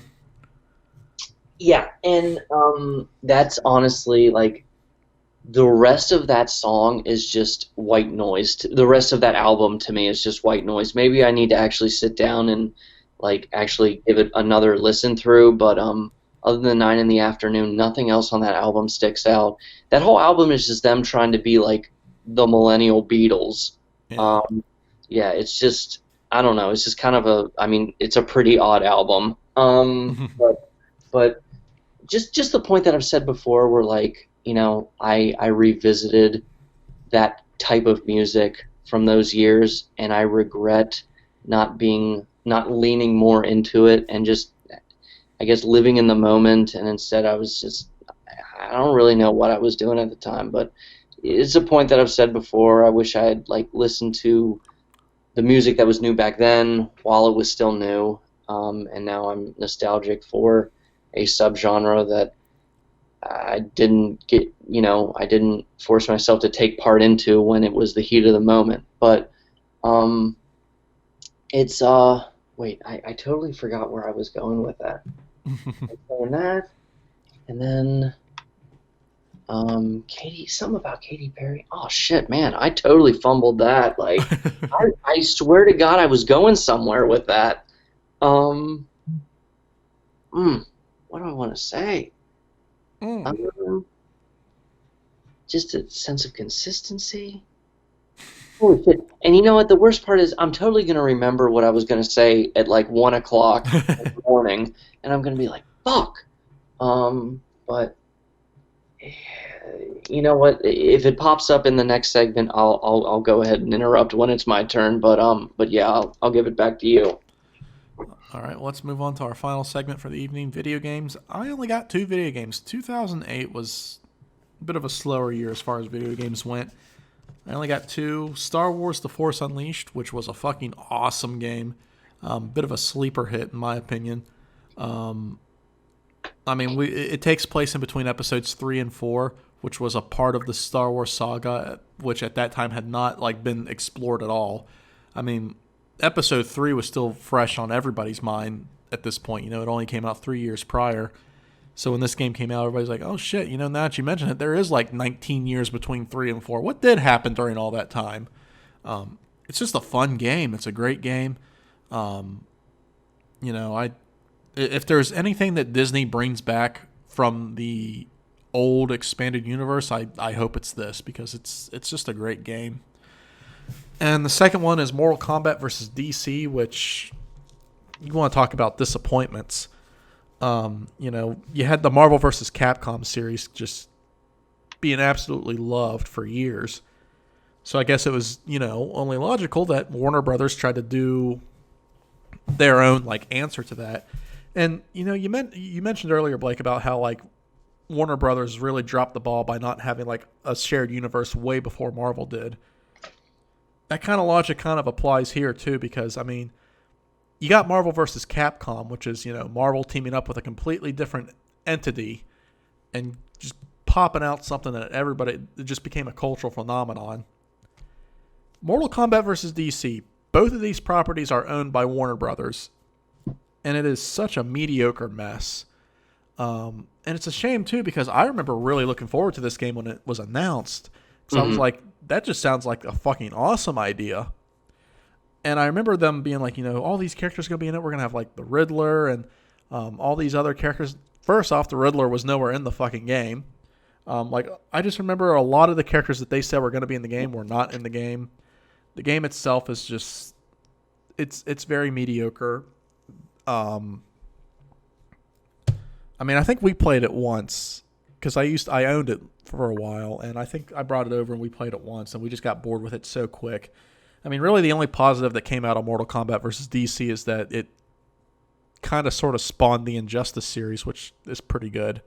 Yeah. But what do you got to say?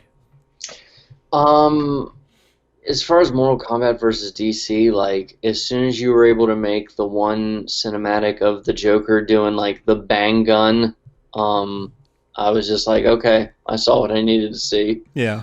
And then with, I'm so sorry, you only said 2. What was the first game again? Star Wars: The Force Unleashed. The Force Unleashed. I never played it. It looked fun. I'll have to bring it over sometime. Like, I think you would enjoy it. I like how The Force Awakens had a nod to it by calling it Star Killer Base. Yeah. So that was cool.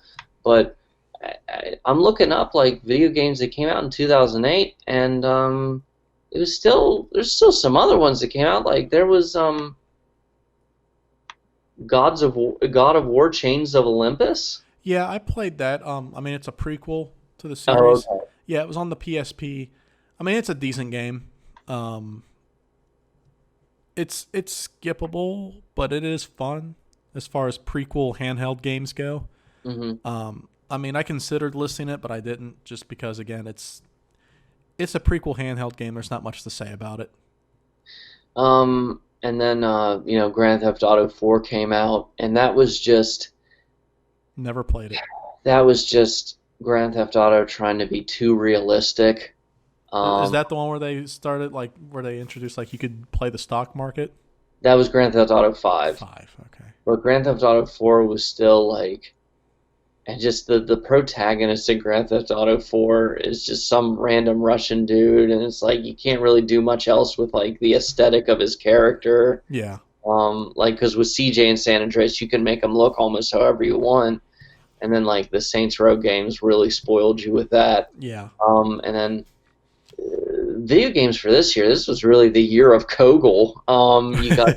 You got Fallout 3, Gears of War 2, Dead Space, which there's a franchise that disappeared. And then you have Left 4 Dead, which that was, I remember hearing about everybody playing that. Left 4 Dead 2 was the one that I played a lot of with a bunch of buddies. And you had Fable 2, which the first Fable, like, I didn't get far into it, but that's a pretty big game to fall into. Super Smash Brothers Brawl, which there's your favorite. Yeah. Not a fan of Smash Brothers at all. Gears of War 4, Guns of the Patriots, which that just sounds like a total T-shirt that a douchebag would wear in Walmart today. You mean Metal Gear Solid 4? What did I say? Gears of War. Oh, I'm sorry. Metal Gear Solid 4. Yeah, I never played the Metal Gear Solid series. Like a few years ago, I was like, I finally want to play this series, so I played the first one on the PS1, and like it's frustrating. I didn't like it. I finished it, and I just never felt enticed to continue with the rest of the series. Call of Duty, World at War.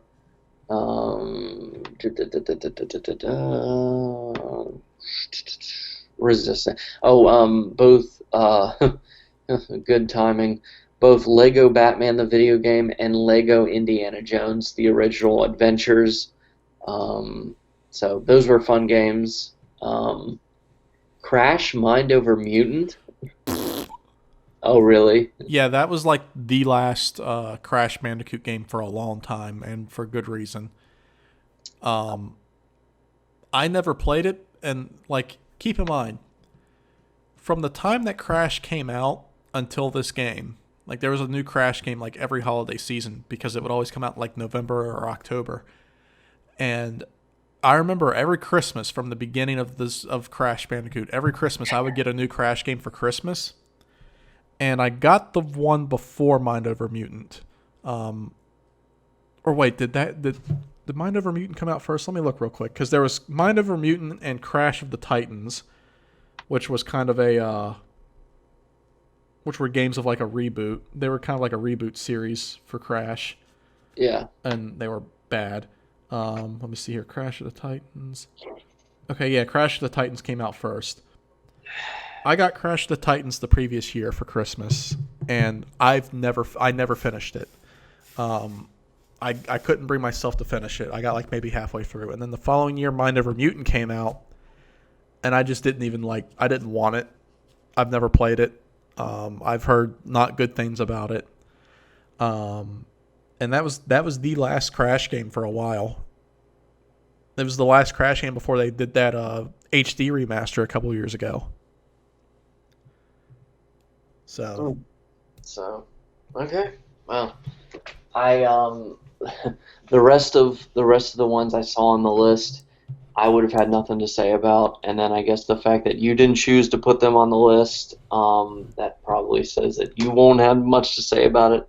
So yeah, there were just a lot of games that came out in 2008 that I just didn't play, or in some cases didn't even enjoy. So yeah, I mean, I saw Rock Band 2, I saw Saints Row 2, which if we ever do the 2010s, which I guess eventually we might not, I don't know. I'll probably have a lot to say about Saints Row the Third. Yeah, no, I'm just stalling and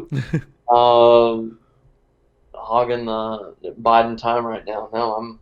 What? Anything else to add? No, I think we covered the year pretty well. Yeah, no, this was a very chill evening. Yeah. So yeah, no, I forgot that we're able to do this with just you and I. Yeah, I mean it is called the Fat Minute with Don John and BVJ. Yeah. So. No, it was the year of the comedy. Yeah. So. But hopefully next episode we hope to have a super special episode for you guys next time. So definitely stay tuned for that. But I think we hit 2008 very well. I think we had a good episode tonight, a good, chill, low-key episode. And yet we still managed to break 3 hours, even with just the two of us. I just looked at my my clock, and I was like, are you fucking kidding me? Yeah. I was like, oh yeah, we'll have this done in like 90 minutes or 2 hours, and then nope. 3 hours later. Yeah. So, okay. But hey, it was a good episode. It was a good night. So on that note, everybody, remember I'm doing some comedy this weekend. Kaiser, West Virginia, Friday night. Hagerstown, Maryland, Saturday night. Be there. Blake, you better be there. If you don't, I'm firing you. Uh-oh. Oh, well, by the sounds of that, it looks like I'm going to be accepting applications for a co-host soon. You better send in that request to the office of Barack and Michelle Obama now. But on that note, everybody, thanks for listening. Be sure to follow us on Twitter and Facebook at Fat Minute Radio.